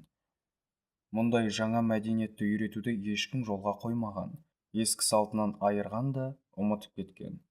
Тіпті кейбір ауылдардың паспорты өзбекәлі келгесін жасалған. Ал газет-журналға жазылып, тапсырыспен қаладан кітап алдыру ешкімнің миына кіріп шықпайтын. Былайша айтқанда өкімет бұқара халықты қасақана қараңғылықта ұстаған. Өзбекәлі аудан басшыларын жинап, ауылдағы үйдің саны 50-ден асатын болса, клуб, медпункт, дүкен, монша соғасыңдар. Жерге кір-қожалақ мата төсеп, дастархан жасауды доғарасыңдар. Жерге емес, арнайы кереуетке жататын болсын. Шай ішетін дөңгелек үстел жасап бересіңдер. Мен сендерге еуропалық үстел мен орындықтар тасыңдар деп тұрғам жоқ. Жер үстел жетеді. Ауланы шарбақпен қоршауды, ағаш егуді үйретесіңдер, деп талап қойды. Жалынды жас басшының жанашыр болмысы бұларға да жігер сыйлайды. Олар да өзбекәлі бастағасын реформаны қолдай кетті. Қысқа мерзім ішінде ауыл аймақ қимен көңнен тазарып, шарбақтары жөнделіп, көшеттері жайқалып тұрды. Ел жұрт тап-таза үйде жүрістел басында газет-журнал оқып, шаттана шай ішіп отырды. Шағын ауыл халқының өзі апта сайын өкіметтің моншасына түсетін игілікке қол жеткізді. Халық газет пен журналға жазылу дағдысын бірден игеріп кеткен жоқ. Оны да балаға үйреткендей бірінші өзің үлгі боласың. Мәселен, ә дегенде торғай таңына ешкім жазылмаған, ал оның орысшасы кеңінен таралып тұр. Шамасы поштадағы қызметкер үйреншікті әдетімен қазақты да Тургайская Новь газетіне жазса керекті. Ал шенеуніктер құлдық психологиямен түгел орысшаға жазылған. Өзбекәлі осы дүбәрә дағды мен құлдық психологияны сындырды. Қазақ газетіне ең бірінші өзі жазылған, сосын барып өзгеден талап етті. Қазақтар тығыз қоныстанған әр ауылды аралап, газет-журналға жазылуды үйрететін мамандарды жұмысқа аямай жеккен. Расымен де шалғайдағы кей ауылдар қазақша газет-журнал жаздырып алудың жолын білмейді екен. Бір рет дәмін алған соң, қазақтар жаппай жазыла бастады. Артынша қазақша газеттердің тиражы аспаннан бір-ақ шықты. Ол кезде интернет жоқ. Жұрттың не оқып, не көріп жатқанын Алматыдағы идеология бөлімі қатаң қадағалап отырады. Торғайдағы қазақ газет-журналға жазылатын жұрттың саны күрт артқанын көргенде советтік шенеуніктердің жүрегі аузына тығылады. Уақытша мүлгіп кеткен Ыбырай, Ахмет, Міржақыптардың рухы қайта тіріліп кететіндей үрейленеді. Көп ұзамай Өзбекәлінің кабинетіндегі телефон шыр ете қалды. «Тыңдап тұрмын», деді Өзбекәлі. «Бұл мен, Плотников, насихат бөлімінің меңгерушісі. Алматыдан соғып тұрмын». «Шаруаңызды айта беріңіз. Не мәселе?» «Торғайда қазақша басылымға жазылатын жұрттың саны неге көбейіп кетті?» «Бұған не, сіздердің жүректеріңіз ауырып тұр ма?» «Жоқ, бұрын орыс тілді басылымдарға көп жазылатын еді». «Сонда орыс газеттеріне жазылушылардың бәрін қазақшаға әдейі бұрып жатыр деп ойлайсыз ба?» деп қарсы сұрақ қояды. «Жоқ, әрине олай ойламаймыз. Сөз саптауыңызға қарағанда іс төркіні солай сияқты. Өзіңіз білесіз, егер күштеп бұйрықпен жаздырсам, ондай хабар сіздерге сол күні ақ жетер еді. Бірақ ауыл-ауылды аралап насихат жүргізгенім рас. Келіп көрем десеңіз, мархабат. Қандай да бір заң бұзылса, айтыңыз». «Жоқ, әншейін сұрап жатқаным ғой. Сен дұрыс түсін. Қазақша болсын, орысша болсын, әйтеуір жұрттың қараңғылыққа батып кетпей сауатын көтерсек болды емес пе? Егер соның өзінен саясат іздеп, ши жүгіртетін болсаңыз, онда жарыған екенбіз», дейді де телефон тұтқасын қоя салады. Баспасөзге жазылу проблемасы реттелген соң, кезек кітап оқу мәдениетіне келді. Бір заманда алғаш қазақ мектебі осы топырақта ашылып, ұлт ұстазы Ахмет Байтұрсынұлы осы өңірден оқып шықты дегенге кім сенеді? Айналдырған 50 жылдың ішінде осындай сауатты өлкені қараңғылықпен өлтіруге азақ қалған екен. Кітап саудасының жағдайы газеттен де нашар болған. Ол кезде ауыл-аймақта хозмак деген болатын. Яғни тұрмыстық заттар сатылатын шалажансар дүкеннің түрі. Сатылатын кітаптарды осындай дүкенге тастап кетеді. Онда да ешкім оқымайтын қызықсыз 40-50 кітап шаң басып жата берген. Бірақ басшылар халыққа кітап жеткізіп жатырмыз деп өтірік ақпар беріп отырады. Оны тексеруге ықыласты басшылық жоқ. Бұдан бөлек, жұртты келе кеткен сияқты этикаға жатпайтын қадамдарға барған. Яғни 100% қазақ қоныстанған екі ауданға жіберілген кітаптың 80% орыс тілінде. Державин сияқты қазақ-орыс аралас аудандарға бірде-бір қазақша кітап бармаған екен. Өзбекәлі әр колхоз бен совхоздан кітап дүкенін ашуға бұйрық берді. 3 жылда 79 кітап дүкені ашылған. Кітап базасын толтыру, оларды тасымалдап жеткізу, қай дүкенге қандай кітап бару керегіне дейін Өзбекәлі өзі қадағалаған. Ұлттық құрамына қарай кітаптың құрамы да әділдік принципімен шешілді. Торғай өңірі 3 жылдың ішінде кітап оқудан өзге облыстарға жетіп алды. Өзбекәлінің осы жанкешті еңбегінің арқасында қаншама қазақ қылмыскер атанудан аман қалғанын бір Құдайдың өзі білсін. Себебі дамыған елде үкімет түрме соғардың алдын ол аймақтағы халықтың кітап оқу мен құмарлығын өлшемге алады. Кітап көп оқылатын аймақта үлкен түрмелер соғылмайды. Керісінше, кітапхана мен кітап дүкені мешеу қалған өңірден қылмыскер көп шығады. Сол үшін де үлкен түрмелер халқы кітап оқымайтын аймақтарға салынады. Өзбекәлінің осы ұтымды стратегиясы Торғай жұртына бақ боп қонды. Ол жаққан кітап құмарлық ышығы, инерциясын әлі тоқтатқан жоқ. Оқу-тоқуға бейімі бар таланттар бұл топырақтан жиі шығады. Торғай әуендері. Өзбекелі пенденің адами тіршілігін айшықтап тұратын ірі көрсеткіш мәдени даму ісін шұғыл қолға алды. Ол келе сала Торғай әуендері фестивалінің жоспарын жазды. Жоспар бойынша қолөнер, салт-дәстүр, спорт, ат жарысы, қазақша күрес, бокс, жеңіл атлетика жандануы тиіс. Бұл шара 1971 жылы 20 маусымда Арқалықта өтті. Тек Торғай емес, оған көрші отырған бірнеше облыс халқы қызық көреміз деп Арқалыққа ағылды. Сондай жерден келген бір қарияны көріп қалып, өзбекелі хәл сұрады. Ата, қайдан келдіңіз? Деді. Жангелдин ауданынан. Жангелдиннің өзінен бе? Жоқ, оның арғы жағындағы Ақкөл деген ауылдан келдім. Алыс жерден арнайы келдіңіз бе? Иә, қарағым, арнайы келдім. Кәрі қойдың жасындай жасым қалды. Өлсек те Арқалыққа барып бір рет фестиваль көріп өлейік, деді қария. Думанның дүркірегені сонша, Ақмола облысының басшысы Халитова телефон соғып: «Әй, Өзбекәлі, Арқалықта не қызық болып жатыр? Жұрттың бәрі Арқалыққа жөңкіле көшіп жатыр ғой», депті. Совет дәуіріндегі жиын тойдың бәрінде орыс тілі мен мәдениеті насихатталды. Өзбекәлі бұған іштей наразы. Ол мынадай әдіс ойлап тапты. Фестиваль күні қала халқын таңғы 7-де оятып, дабыл қақтырып, мерекелік атмосфераны у-шумен қыздырмақшы болды. Бейнесі қазақ санасынан өше бастаған Алдаркөсе, Қожанасыр, Жиренше, Қарашаш, Амангелді Батыр, Ыбырай Алтынсарин сияқты тұлғалардың образын жасады. Оларды көлікке отырғызып, қала көшелерін айналып шықты. Фестиваль деген сылтаумен қазақ танымында өлуге айналған бәйге, көкпар, жорға жарыс, күміс алу, жамбату, қыз қуу, қазақша күрес, ақындар айтысы, алты бақан тебу сияқты көшпелі мәдениеттің элементін барынша дәріптеді. Жұрттың жарты ғасырдай жаншылған мәдени қуатын бір фестивальмен ояту оңай емес. Өзбекәлі «Проводы русской зимы» деген атаумен 22 наурыз күні бір мерекені ұйымдастырды. Әлгі образдарды тағы да тірілтіп алды. Ол кезде наурызды тойлауға Совет үкіметі тыйым салған еді. Бізбен сұхбаттасқан Мұхтархан Манапұлы осы оқиғаны бүйдеп баяндады. 1973 жылы көктемде қызық болды. Хатшылардың бірі Трофимов: «Проводы русской зимы мерекесін тойлаймыз, соған дайындалыңдар», деп әріптестерге пәрмен берді. Мейрамның атын естігенде тырсымда қалдым. Қырсығып киінбей қойдым. Трофимов дайындықты тексерді. Менен басқасының бәрі киініп алған. «Сен неге киінбедің?» деп сұрады ол. «Киінгім келмейді», дедім қырсығып. «Не үшін?» «Мейрамның аты ұнамайды». «Несі ұнамайды?» «Қазақ даласында отырып орыстың қысын тойлау деген не масқара? Сонда не қазақтың қысын шығарып салса болмай ма?» дедім.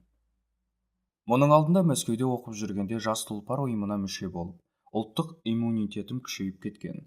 Орыстан ықпаймын. Обал нешік. Трофимов ақ жүрек, жақсы адам еді. Қазбалап сұрап ерегіске барған жоқ. Басын изеді де үнсіз кетіп қалды. Артынша театрға Өзбекәлі келіп, жаныма жайғасты да: «Батыреке, неге киінбегенсің?» деді. «Өзеке, бізде намыс қалды ма өзі? Не масқара мынау? Қазақтың қысымен қоштасамыз десек болмас па еді? Әлде табиғатта тек орыс қысы бар ма?» дедім түңіреніп. «Әй, Батыр, ертең қай күн білесің бе?» деді ол. «Білемін, 22 наурыз». 22 наурыз қандай күн? Ұлыстың ұлы күні, қазақша жыл жаңарады. Наурыз тойлап көрдің бе? Көргенде қандай, ауылда наурыз көже ішетінбіз. Далаға киіз, текемет төсеп, балалар күресетін. Арасында ат жарысы өтетін. Білсең сол, ендеше ертең наурыз тойлаймыз. Зима деген аты ғана орысша, затын қазақша етеміз. Амангелді мен Жангелдиннен 20 киіз үй әкеліп құрып қойдым. Биелер желіде байланып тұр. Ертең наурыз көжеге тоясың. Алдаркөсе, Қожанасыр, Жиренше шешен, Қарашаш ана, Қыдыр атаның образдарын алаңға алып шығамыз. Қыз Жібек пен Төлегеннің күймесін жасаттым. Торғайда есек жоқ екен. Соған бала Ақтөбеге көлік жіберіп, есек алдырдым. Босқа қырсығып, мүмкіндікті зая кетірмей киіміңді ки. Ертеңге дайындал, деді. Сол кезде барып Өзекеңнің қулықпен құрылған терең стратегиясын түсіндім де серпіліп сала бердім. Музей мәдениеті. Өзбек елі ұлттың санасын ояту үшін жаңа жыл мерекесінде шебер қолданды. Оның бір қасиеті әлемнің қай қаласына барса да халыққа қуаныш сыйлайтын мәдени элементті ілестіріп ала келетін. Шамасы мұз қалашық деген кереметті Мәскеуден көрсек керекті. Мұндай қалашық Алматыда да жоқтың. Ал 1971 жылы арқалықтың қақ ортасында мұздан кірпіш ойдырып, кішігірім қала тұрғызды. Оның ішіне сырғанақ, хоккей алаңын салдырды. Қазақтың аңыз кейіпкерлерін мұздан мүсіндеді. Сол арқылы Алдаркөсе, Қожанасыр, Жиренше, Қарашашана, Тазша бала, Қаңбақшалы образын халықтың бейсанасына сіңіріп жіберді. Қалашықтың арасына неон электр тізбегінен түрлі жарықты түрлендіре төгіп қойды. Бұл кішкентайларды ертегілер әлеміне енгізіп жіберетін мұғжизаның нағыз өзі еді. Осыдан соң балалардың бәрі сол кейіпкерлерді іздеп жүріп оқитын кітапқұмар балаға айналады. Мұндай жасампаздық өзбек елінің беделін аспанға бір-ақ шығарды. Оның абыройын көре алмаған біреулер түнде қалашықтың бір шетін қиратып кетіпті. Өзбек елі жанына жігіттерін ертіп, құлаған қабырғаны сол түні қалпына келтірді. Жаңа жыл мерекесі арқалықта бұрында өтетін, бірақ қазақтар құлықсыз қатысатын. Себебі ол жерден төл мәдениетін көре алмайтын. Қазақ образдары оралған соң, олар кез келген мерекені құлшыныспен қарсы алды. Арқалықта бұрыннан басшы болып жүрген Голубенко осындай өзгерісті байқап, өзбек елге жылы пікір білдірген. 3 жыл ішінде арқалықта әуежай, автовокзал, теміржол вокзалы, пошта, аурухана, қонақ үй салынды. Пединститут, 2 арнаулы оқу орны, жобалау институты, филармония, драма театры, музей ашылды. Халықтың өмірге деген құштарлығы күннен күнге арта берді. 1970 жылдары Көкшетаудан музей ашуға бюджеттен қаржы бөлінген, бірақ музей жабдықтары дайын емес еді. Өзбек елі шебер дипломатияның арқасында сол музейдің қаржысын арқалыққа бөлгізді. Қаржы табылып, ұзынжіп күрмеуге келген соң еркін қимылдады. Бұрынғы аудандық партия комитетінің ғимаратынан музей жасамақ болды. Әрине, музей ашу оңай емес. Өзбек елінің тәжірибесі де жоқ. Нартәуекел ердің ісі, деп кірісіп кетті. Мәскеудегі шенеунік достарына шығып, Ресейдегі музей ісінің майталман мамандарын арқалық қалдырды. Олардың жағдайын жасады да мұражайға жекті. Өзі 2 күннің бірінде қазақтар тығыз қоныстанған аудандарға іссапарға шығып, экспонат іздеді. Жүрген жерінде жәдігерді түйсікпен сезетін рухани дертке шалдықты. Оны мына оқиғадан білуге болады. Бірде өзбек елі ауыл аралап жүріп, бір шопанның үйіне келеді. Қойшы оны қонақ етіп ас берді. Астан соң ескінің салтымен «Не бұйымтайың бар?» деп сұрады. Есік алдында жатқан не ыдыс деп сұрады өзбек елі. Итке тамақ құйып жүрген ит аяғымыз, деді шопанның әйелі. Ит аяқ болса, иттің егесі сіз ғой. Маған сол ит аяқты беріңіз. Арқалық қала кетейін, деді өтініп. Бұған шопан да, әйелі де өзбек елінің жанында жүрген шабармандары да таң қалды. Обкомның хатшысы ит аяқ сұраған нес? Деп бір-бірінен сыбырлап сұрап жатты. Сөйтсе, әлгі ит аяқ 19 ғасырда ағаштан ойып жасалған құнды астау екен. Оны ешкім білмеген. Өзбек елі ғана айналасын бағып жүріп, ит аяққа көзі түсіп, жәдігерді тани кеткен. Осылайша қадірсіз ит аяқ бір аптадан соң музейдегі қымбат жәдігерге айналып шыға келді. Торғайдағы музейдің тағы бір қадірлі жәдігері 19 ғасыр аяғында жасалған асадал мен ағаш төсек. Оны жасаған шебердің аты белгісіз. Бірақ нағыз өнер туындысы дерсің.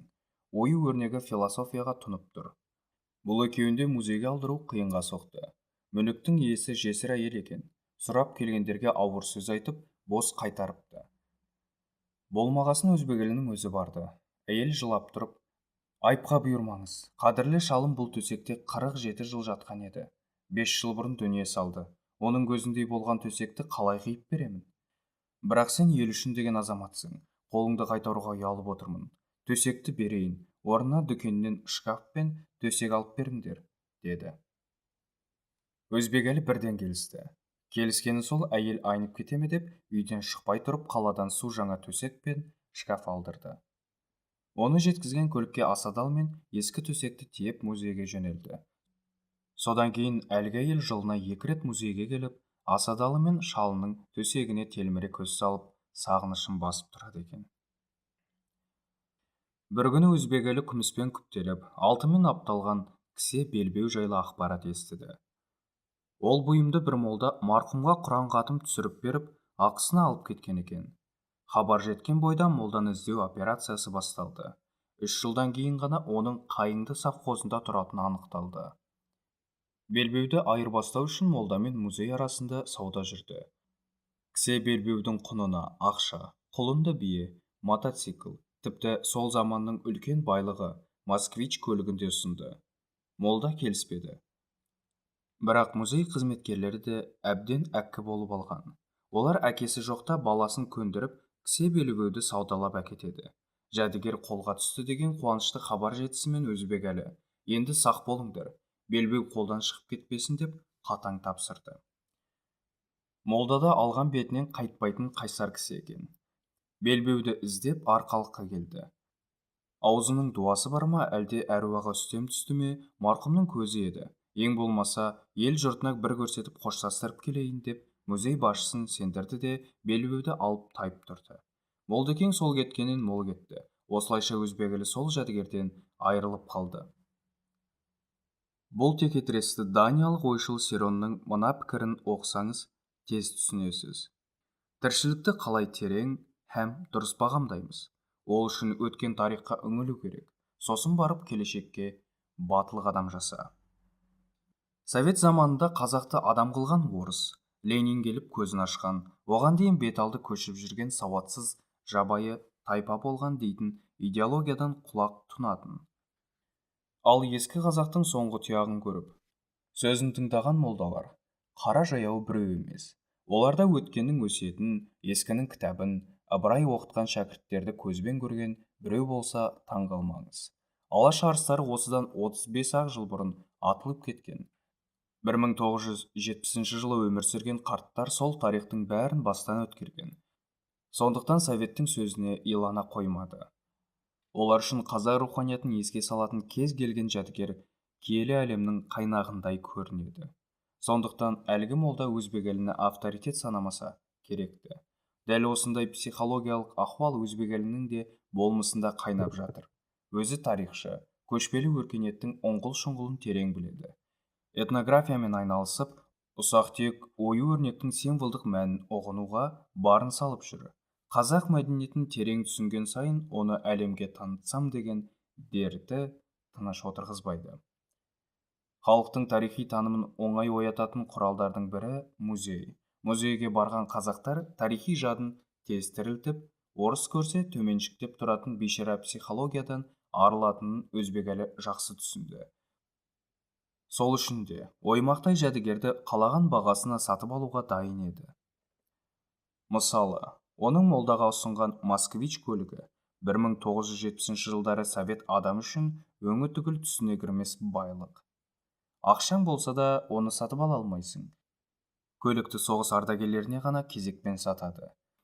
Сол кезектің өзін кемі 5 жыл күтесің. Қазіргі заманға шақсақ, әлгі күміс бұйымды Lexus көлігінің ең соңғы маркасына айырбастаған сияқты нәрсе. Ал молданы дүние қоңыз деп тағы айыптай алмайсың.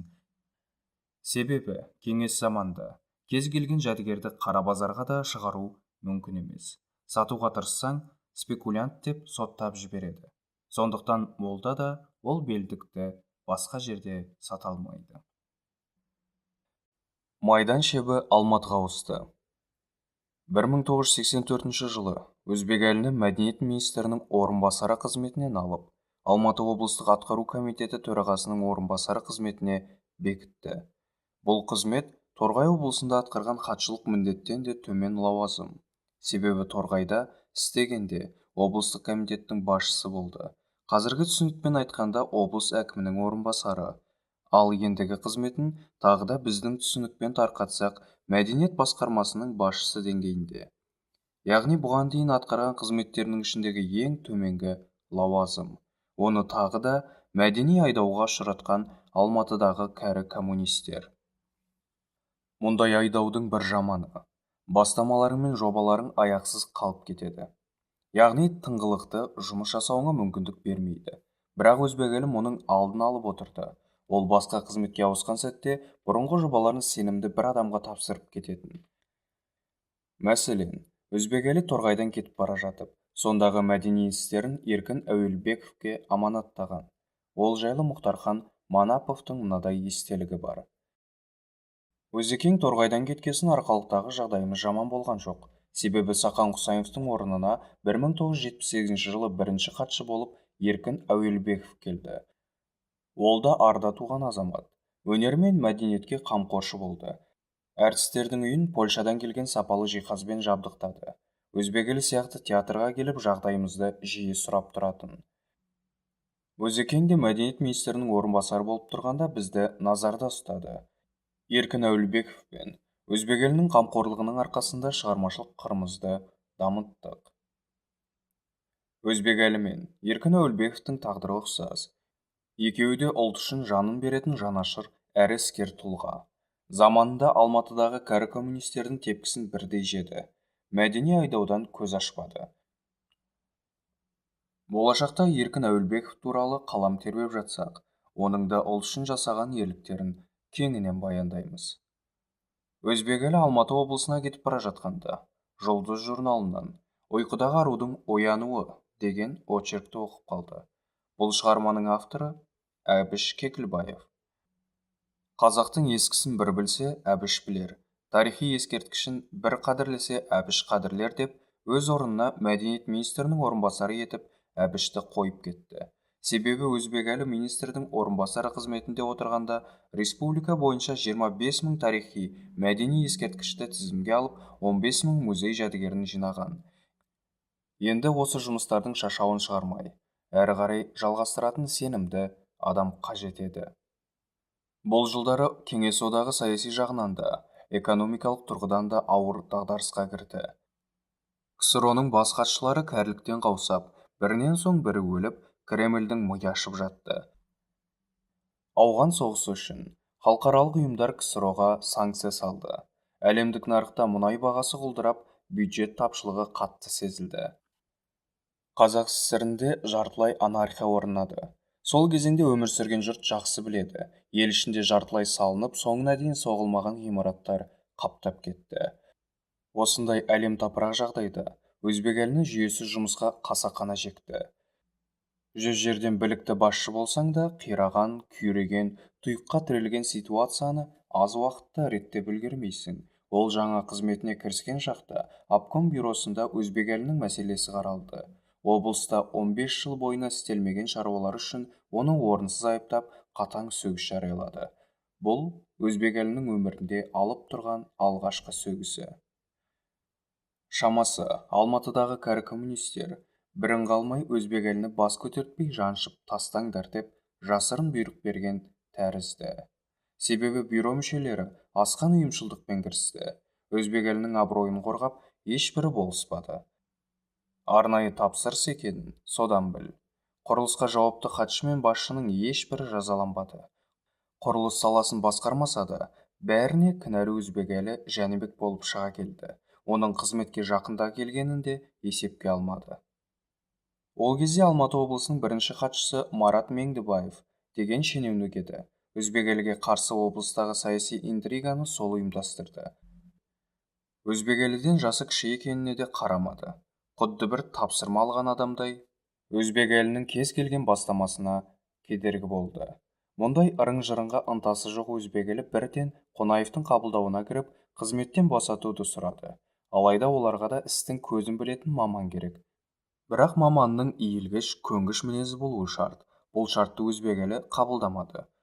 Оның ар-ұяттан басқаға бас емес қайсар мінезін көргесін. Олар да кері шегініп, мұның шарттарына көнді.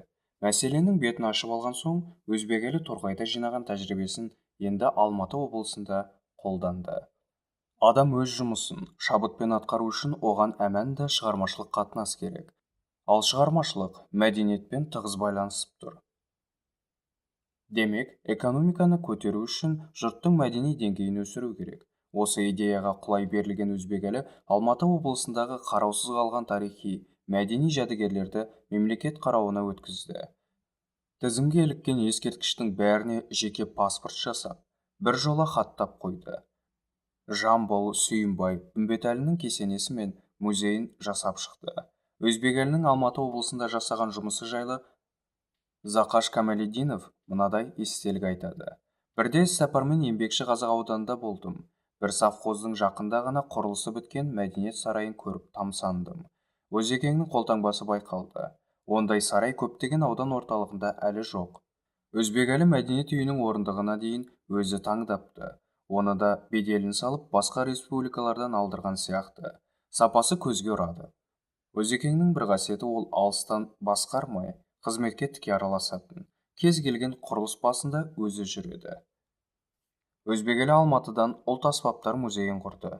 Бұл кезде қазақтардың ұлттық идентификациясы әбден әлсіреп, бір жола құруға айналған еді. Басқан айтпағанда, бір заманда қазақ өнерін өркендету үшін құрылған Құрманғазы атындағы ұлттық консерваторияда дәстүрлі ән, күй, жыр өнерін үйрететін ұстаздар мен студенттердің беделі күрт төмендеді. Музыка саласының мамандары бала-шағасын жаппай еуропалық музыкаға бейімдеп жатты. Тіпті Ахмет Жұбановтың кезінде ауыл-ауылды сүзіп жүріп жинаған экспедиция материалдарын консерватория басшылары ескінің сарқыншағы деп қарады. Олар жиындарда ұлттық өнермен тұйықталып қалдық. Біз Еуропаға бет түзеуіміз керек. Жалғыз домбырамен өнер құрылмайды. Сондықтан дәстүрлі өнерге қаржы сұрай бермеңдер деп бәрін ақтырып сөйлейтін. Осылайша ұлттық аспаптар көзден де, көңілден де өшуге айналған. Бірақ консерваторияда Болат Сарыбаев сияқты ғалымдар өзінің күрескерлігіне табан тіреп, көне аспап жинаумен шұғылданды. Бірақ арнайы музей болмағасын ол аспаптарды бабында сақтау қиын еді. Сол үшін Өзбекәлі ұлт аспаптар музейін ашты. Болат Сарыбаевтың өмір бақи жинаған мұрасын өкімет сатып алу үшін арнайы келіссөз жүрді. Осының нәтижесінде қазіргі 28-ші Панфиловшылар паркінде ұлт аспаптар музейі дүниеге келді. Марқұм әнші Мәдина Ералиева мынадай естелік айтады. Егер Өзбекәлі Жәнібек болмағанда, әнші ретінде бағым жанар ма, жанбас па еді. Бір мен ғана емес, бар қазақтың бағын ашуға барын салған ағамыз көреген ғой, көреген. Қызылордадағы музыка училищесін бітірген соң, Алматыдағы қыздар педагогика институтының музыка факультетіне оқуға түстім. Ақбаян әнімен ел алдына шығып, бір рет танылдым да қайта көріне алмадым. Қос дипломым болғанымен жұмыс таппадым.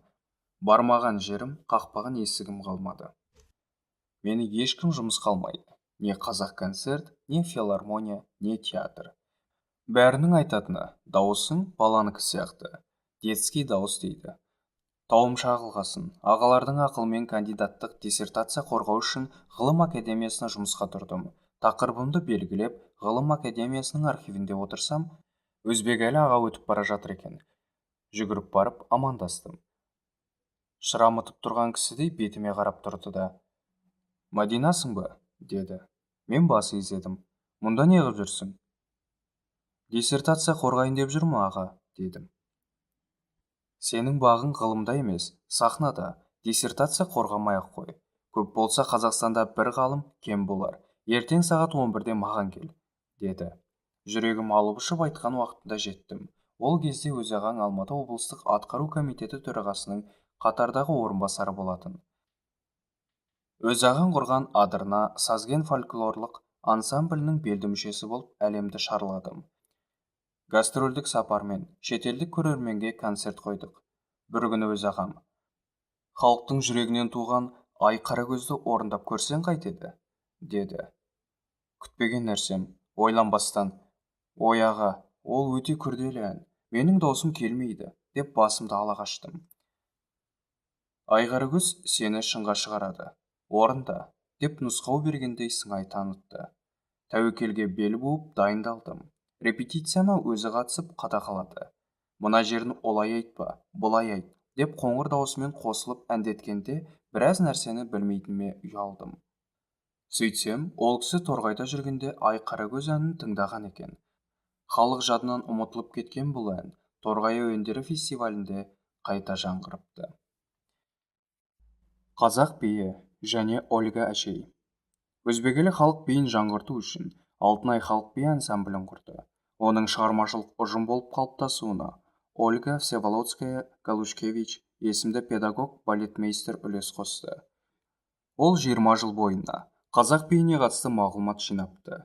Бидің ел арасында сақталған үлгілерін, тіпті элементіне дейін тірнектеп құрап, қайта түлеткен екен.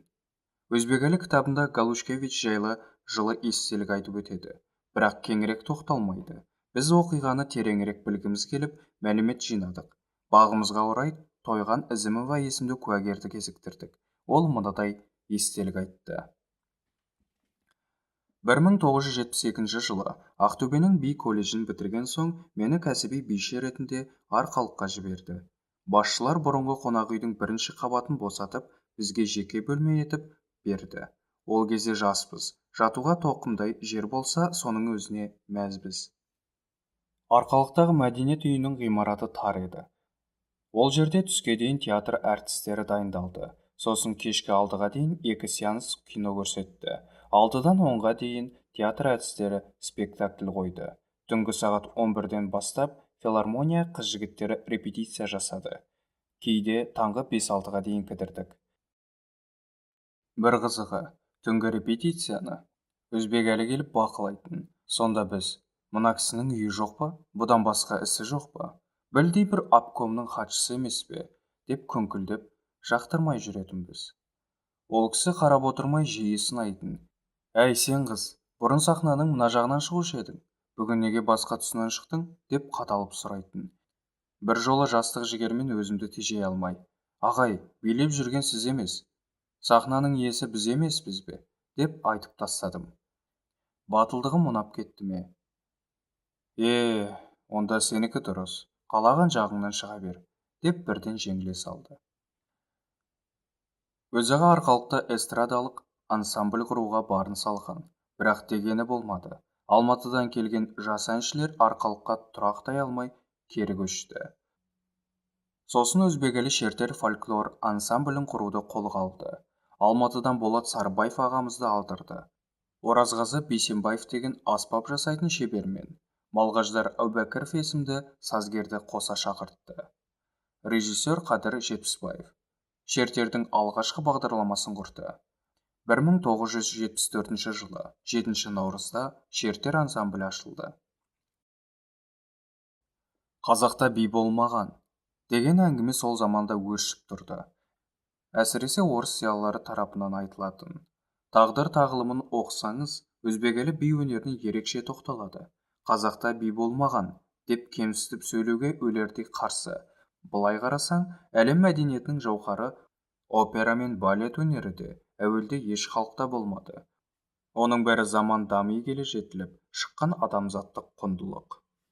Ол кезде Мәскеу мен Ленинградқа барып би өнерін оқып келген қазақтар болған, бірақ оларда ұлтшыл мінез бен намыс жоқ. Қит етсе ақша сұрап, жағдай айтып шыға келетін.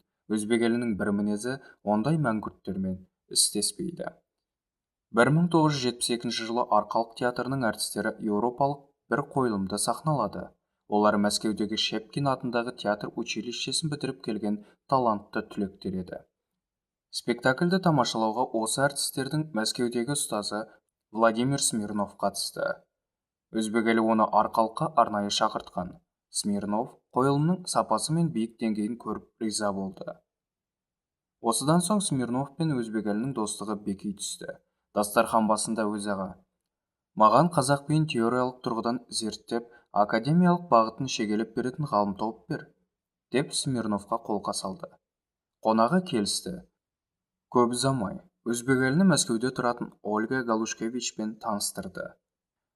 Ольганың әкесі театр өнерін зерттеуші әйгілі ғалым, ал шешесі мықты мүсінші болыпты. Өзі мені Ольга апайға шәкірт етіп бекітті. Онымен 20 жылдай жұмыс істедім.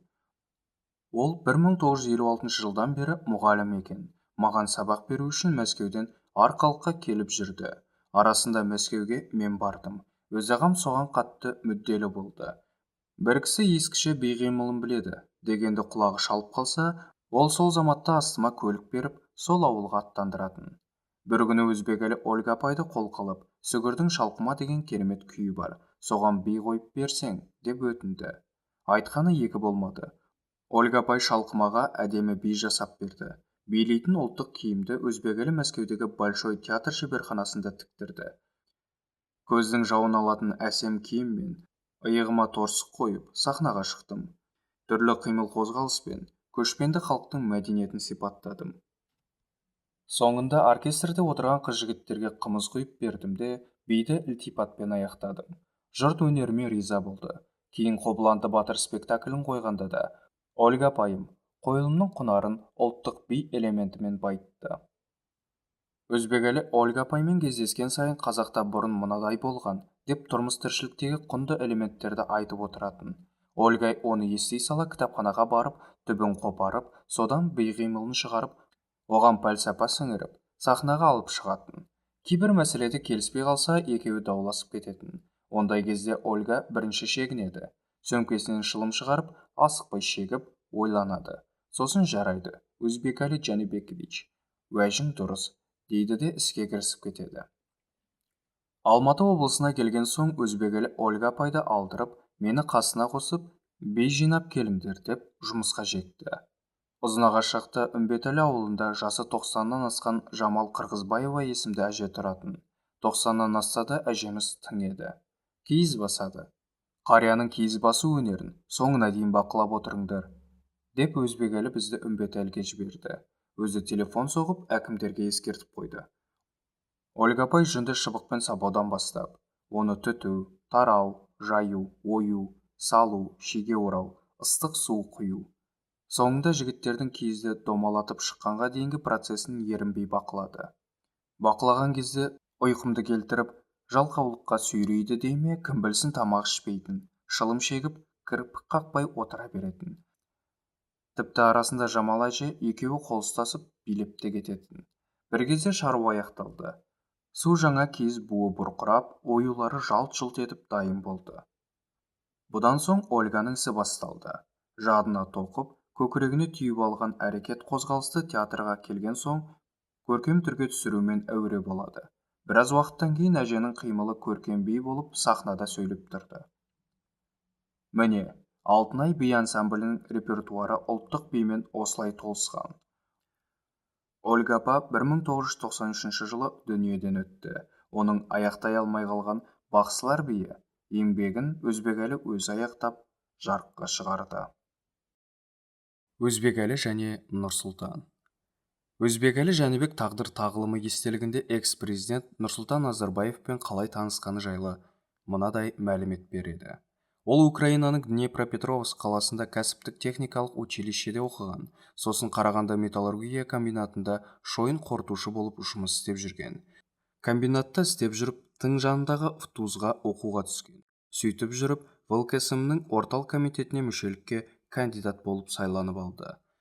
Комсомолдың бір жиынына шақырылғанда, бірінші хатшы ретінде жас делегаттарды теміржол вокзалынан күтіп алдым. Нұрсұлтан, қалай?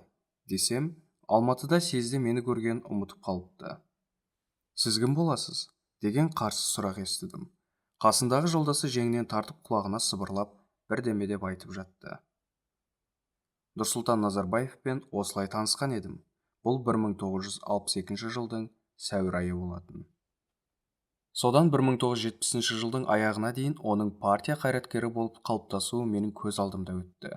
Ол кездегі тәртіп бойынша басшылар орнына қалдырып кететін резервтерді дайындап жүруі тиіс. Резервтің біреуі міндетті түрде жұмысшылардан алынатын. Сонда резервтің бірінде Назарбаевтың да кандидатурасы болды. Тезірек ысыла түссін деген ниетпен қасымнан қалдырмай әртүрлі одақтық, республикалық жиындарға қатыстырып, үлкен мінберден сөйлетіп, үнемі өзімен бірге алып жүрдім. Бір жолы Ленин мавзолейінің мінберінде де бірге тұрдық. Ол оқиға былай болып еді. Бүкіл одақтық пионерлер шеруі өткелі жатқан. КПСС, орталық комитеті, саяси бюросының мүшелері тұратын мавзолейдің мінберінде ВЛКСМ орталық комитетінің бюро мүшелері де шақырылған. Кремльден шығып келе жатсақ, Никольск қақпасының аузында Нұрсұлтан мен механизатор Виктор Дубинин екеуі кездесе кетті. Нұрсұлтан мені көріп, аға, бізді қызыл алаңға жібермей тұр, деді. Мен оған өзімнің пропускымды ұстаттым. Тек мавзолейдің мінберіне көтеріліп жүрме, ұят болады деп ескерттім. Қызығы содан кейін басталыпты. Бұл барып қызыл алаңның қонақтар тұратын мінберіне жақындаса, кезекші офицер пропускысын тексеріпті де: «Жігітім, саған мұнда тұруға болмайды, анда бар», деп мавзолейді нұсқапты. Ол сол жаққа таман барып тұрса, әлгі офицер келіп: «Жігітім, өзің қандай дарақ едің, адамға өмірінде бір рет Ленин мавзолейінің мінберінде тұруға тағдыр қоса ма, жоқ па, белгісіз. Ал сен болсаң ол жаққа көтерілгің келмейді. Мұның қалай?» депті. Содан соң Нұрсұлтан мавзолейдің төменгі сатысына көтеріледі. Сол кезде ВЛКСМ орталық комитетінің хатшысы Турсуев Нұрсұлтанды мінберге шақырып алып кетеді. Мен сыр білдірмей қасына барып едім. Ол: «Шығуын шықсам да, мұнда кімдер тұрмады дейсің? Сталин де тұрды ғой», деп толқысып тұрғаным, деді сыбырлап. Мен оған: «Енді қымсына бермей түзу тұр», дедім де орныма кеттім. Ертеңіне таңғы сағат 8 болмай жатып Нұрсұлтан келді. Қолында Пионерская правданың кезекті саны бар. Қуанышында шек жоқ. Фотоға түсіп қалғанын көрсетіп, кешегі көрген білгенін айтып, ақтарылып жатты. Комбинатта жүргенде Назарбаевты Теміртау қалалық партия комитетіне нұсқаушылыққа ұсынып, артынша бекітеді. Бюро мәжілісіне шыға сала маған телефон соғып, осы жаңалығын айтты. Мен ренжіп: «Ау, сонда сені нұсқаушылыққа дайындап жүрмедік? Горновой болуды мақтаныш еді ғой», дедім. Қалалық комитеттің басшысы Катков бюро мәжілісін шақырып, қызметтен бас тартқан үшін Нұрсұлтанға қатаң сөгіс жариялап, есеп карточкасына енгізеді. Нұрсұлтан маған қайтадан телефон соғып, болған жайды баяндады. Мен дереу бірінші хатшы Акулинцевке хабарластым. Ол орында болмаған соң екінші хатшысы Сұлтан Досмағамбетовке телефон шалдым. Егер жас коммунист көңілі соқпай ұсынған қызметтен бас тартса, оны дереу партиядан қуып, немесе қатаң сөгіс жариялап, есеп карточкасына енгізіп қою керек пе?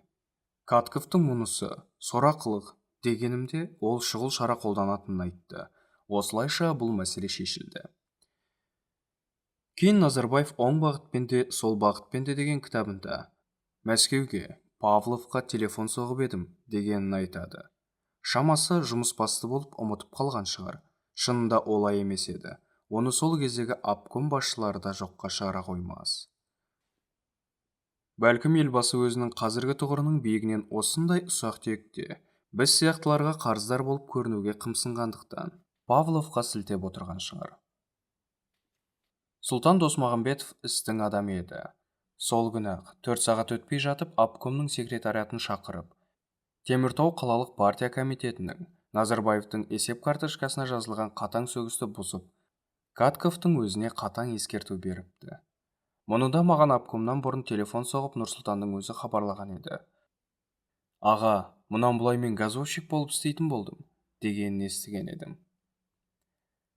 Араға біраз уақыт салып Назарбаевты Теміртау қалалық комсомол комитетінің хатшылығына ұсындым.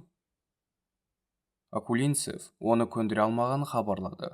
Нұрсұлтанның өзін шақырып сөйлестім. Ол ұсыныстың сізден шыққанын білмедім. Оның үстіне, өткен жолы ондай қызметке баруға болмайтындай ыңғай көрсеткен едіңіз ғой, деді. Мен: «Ол кезде бойдақ едің, институтты бітірмеген едің, стажың да, жалпы дайындығың да төмендеу болатын», дедім. Ол сосын барып мені түсінгендей болды. Сөйтіп қалалық комсомол комитетіне сайланды. Көп ұзамай-ақ Теміртау қалалық партия комитетінің екінші хатшылығына жоғарылады. Қарағанды металлургия комбинаты парткомына хатшы болып сайланды. Дәл осы сәтте менің өзімде Торғай облысына партия қызметіне ауыстым. Арқалыққа кетіп бара жатып Нұрсұлтан мен Жолшыбай Қарағанды әуежайында біраз әңгімелестік. Саған үлкен үміт артып отыр.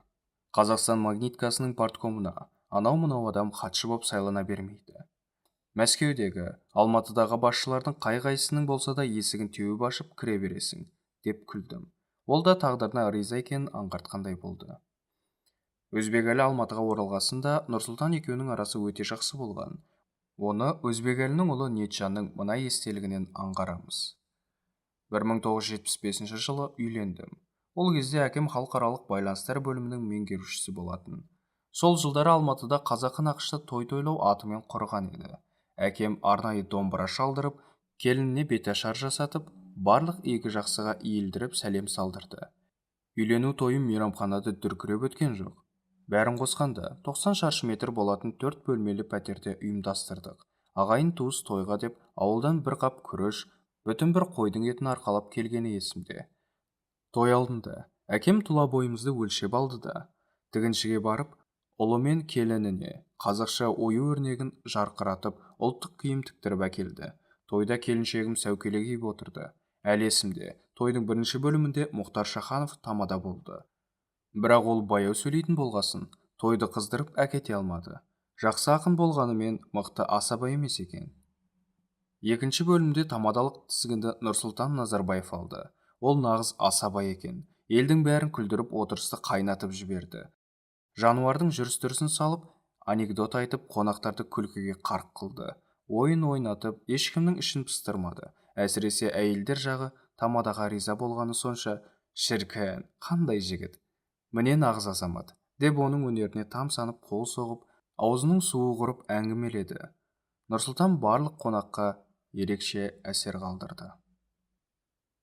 Өзбекәлі тағдыр тағылымы кітабында мынадай дерек береді. 1989 жылы маусым айында Колбин қызметінен кетіп, оның орнына жоғары кеңестің төрағасы болып отырған Назарбаев жайғасты. Қуанышымда шек жоқ. Бірге жүрген, бірге өскен жан досыңа осындай сенім білдіріп жатса, қалай қуанбайсың? Бірақ менің мінезімді әркім әрқилы түсінетінін білемін. Менде іштегі қуанышты сыртқа елірте салатын қасиет жоқ. Өзбекәлінің осы тұйық мінезі көбіне кері әсер еткен. Іштей қуанып тұрса да, асып тасқан эмоциясын лақ еткізіп тысқа шығара салмайтын. Бірақ ар ұяты мықты типтің бәріне осындай мінез тән. Себебі тым жария көрінген эмоция көлденең көзге жағымпаздық сияқты көрінеді. Осындай қолайсыз атмосфера туғызбас үшін олар қолдауын сөзбен емес, іспен көрсетуге тырысады. Автор бүйдеп еске алады. Мәскеуден келген инспектор Назарбаевты бірінші хатшы етіп тағайындамас бұрын Алматыдағы орталық комитеттің барлық бюро мүшесімен жеке дара кабинетте сөйлесіп, пікірлерін тыңдап шықты. Бюро мүшелері түгелдей Меңдібаевқа теріс баға берді. Менімен де жеке отырып 1,5 сағат сөйлескен инспектор бірінші хатшылыққа кімді ұсынасыз, деп сұрады. Мен Назарбаевты ұсындым. Оны 1962 жылдан бері білемін. Көз алдымда үкімет басшысына дейін өсті. Экономиканы да жақсы біледі. Тәжірибесі жеткілікті. Қай жағынан алсақ та дайындығы мол. Оған пара-пар келетін басқа адамды көріп тұрғам жоқ. Содан кейін бюро мүшелерін Колбиннің кабинетіне шақырып, мәселені алдын ала талқылағанда, шамасы Мәскеуден келген өкілмен 1,5 сағат сөйлескен соң, барлық ой пікірімді айтып жеткізгендей болып, тыныш отыра беріппін. Өзгелер болса жарыса сөйлеп, оны көкке көтере мақтап-мадақтап жатты. Мен сөз сұрайын дегенде, кешігіп қалғанымды сездім. Қалай қарасаң да пендешілік қой. Нұрекең мені әдейі үндемей қалды деп ойлағаны ықтимал. Солай бола тұра мәселеге қайта оралып, жағымпаздана қалуды ыңғайсыз деп таптым. Ол да сыр білдірген жоқ. Осы сәтте Өзекеңе сақтық керек ақ еді. Қуыс-кеде типтер кекшілі келеді. Олар мұндай үнсіздікті кешіре алмайды. Міндетті түрде ішінен бағыммен таласпақшы, мені көре алмай отыр, жолымды кескісі келеді, деп есептейді. Қолында билігі бар қуыс кеуде пенденің қырына іліктің бе, аман құтылам деп ойлама. Өзбекәлі естелігім бүйдеп жалғайды. Колбиннің кейде ағынан жарылса, ойына келген ақтара салатын әдеті бартын. Бір жола Назарбаев үшеуміз отырғанда, сіздер ең потенциалды екі қазақ, мені қолдамайсыздар, деді. Мұндайда не айта қоярсың, үндемедік. Бірақ осы бір қас-қағымда бәлкім маған солай болып көрінгені шығар. Нұрсұлтанның жүзінде бұған дейін өзіме беймәлім сезім ұялағандай болды. Осы естелікке қарап мына нәрсені ұғамыз. Колбинде саяси интриганы жаман ойнамайтыны көрініп тұр. Ең потенциалды екі қазақ деген екі ауыз сөзімен екі лидерді екіге жарып жіберген. Әрине, жүрегі таза, ниеті түзу адамға мұндай интрига әсер етпеуі керек. Бірақ ниеті қисайып, биліктің буымен санасы улана бастаған пендеге мұндай жеңіл соққы оп-оңай өтіп кетеді. Өзінің ең потенциалды екі қазақтың бірі екеніне көзі жете түскен пенде, әлбетте, жалғыз бәсекелесін құртуға кіріседі. Ақ жүрек адамда арам ниет болмайды. О, пәни дүние-ай, мен бірінші басшылармен тепе-тең ұстауға тырмысып жүрген жан емеспін. Орталық комитетке хатшылыққа сайлана қоямын деген ой да үш ұйықтасам түсіме кірмеген. Мен үшін мәдениет министрлігінің лауазымы да жетіп артылады. Оған бұлар көне қойды ма? Билікке тұрмысу тегі әлсіздерге тән қасиет болса керек. Өзім таңдап алған өмірлік қағидам, мақсат мүддем бар еді. Солардың ұштығынан шықсам да маған аздық қылмайды. Аса потенциалды екі қазақтың қатарына қосып, мына кісі арамызға залымдықпен от салып отырған жоқ па деген ойда қалдым, дейді Өзбекәлі. Бірақ бәленің бәрін оған жауып құтыла алмаймыз. Неге? Себебі мәселенің ұшы билік тізгінін ұстаған адамда. Билік тізгінін ұстаған ер азаматтың жүрегіне жабысатын шерде. Оны қазақша ер азаматтың ішіне ат басындай шер қатады дейді. Ұлттық мәдениет пен тәуелсіздікті ұстап тұра аламыз ба? Орта жолда рухани азғындыққа ұшырап, кейінгі ұрпақ көрінгеннің есігінде жалшы болып қаңқып кетпей ме? Деген уайым мен қайғы нағыз ердің көкірегіне шер болып қатуы тиіс. Осы шер ер мен ерді таныстырып, азамат пен азаматты ортақ іске табыстырады. Ішіне шер қатпаған билік құмар типтерді қуыс кеуде деп атайды. Қуыс кеуде басшы әмәнді өз жұртының сорына бітеді. Өзбекәлі естелікті бүйдеп жалғайды. Шымкентте болған бір кездесуде Колбин мені мақтап сөз сөйлепті. Ұзақ қошеметтің үстінде қызметіме ризашылығын білдіріп, сіздердің жерлестеріңіз орталық комитетке хатшы болып сайланғалы аса келелі проблемалардың дәйекті шешімін табуға бетбұрыс жасадық, депті. Мұны естігенде Нұрекеңе, апырау, бірінші хатшыға осындай көпірме пікір айтудың қажеті бар ма?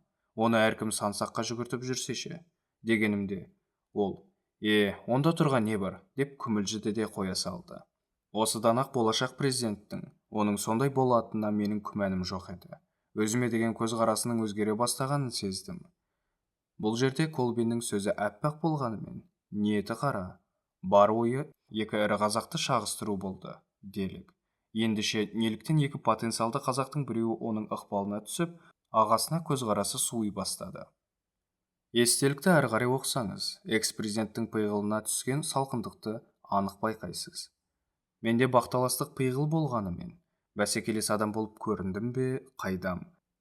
Әйтеуір арамыздан шынайылық кеткенін, бұрынғыдай ақылдасып, бірлесе қимылдаудан қалғанымызды аңғаруға болатын еді. Болашақ елбасының бәрін білемін деп өз ой түйсігіне сенгенімен, адамдардың өзара қарым-қатынасының бір сөзбен айтып жеткізуге болмайтын осал жақтарын ұғынуға іс-тәжірибесі жете бермейтін. Әйтпесе мен өзімді елдің жағасы, ұлттың ағасы ретінде, кейбіреулері осылай деп дәріптеген екен, көрсете қояйын деп жүргенім жоқ. Мұны түсіне қоймайтыны лепірме жастықтың әсері шығар дейін десем, ол азаматта 60-қа қарай кетіп барады. Бірінші хатшымыздың, Нұрсұлтан Назарбаев, қаламаған кісісін қабылдамайтынын, қабылдаса да көп күттіріп, діңкесін құртып қалжырататынын бұрыннан білетінмін. Бірде алдын ала келісіп барғанның өзінде, сынықты сылтау етіп, мені де қабылдау бөлмесінде ұзақ отырғызып қойғаны бартын. Кабинетіне кіріп болғанымда, басқасын былай қойғанда жасым үлкен ғой, кешірім сұраудың орнына, өзеке, кейде осылай бола береді, дегенді айтты. Келесі бір жолы тағы да сондай қылық көрсеткен соң, көмекшісіне керек болсам айтарсың деп кетіп қалдым. Бірақ мені іздеткен жоқ. Құрметті оқырман, өзіңіз де байқаған шығарсыз. Саяси екі қайраткер сол күйі тізе қосып қимылдай алмаған. Тізе қосу үшін екі тұлғаны қосатын ұлттық мүдде, елдік сана деген ұғым көкіректе нық бекіп тұруы керек. Сол кезде ғана мемлекет мызғымас тұғырға орнығады. Біздің сорымызға қарай, сол жылы биліктің тізгіні қуыс кеуде пенденің қолына өтіп кетті. Ал жүрегінде шері бар нағыз қаһарман, көкірегі өкініштен өртенген күйі бір шетте ығысып қала берген. Аудио кітабы ұнаса, пікір жазып, арнаға тіркеліп, лүпіл баса кетіңіз. Рахмет.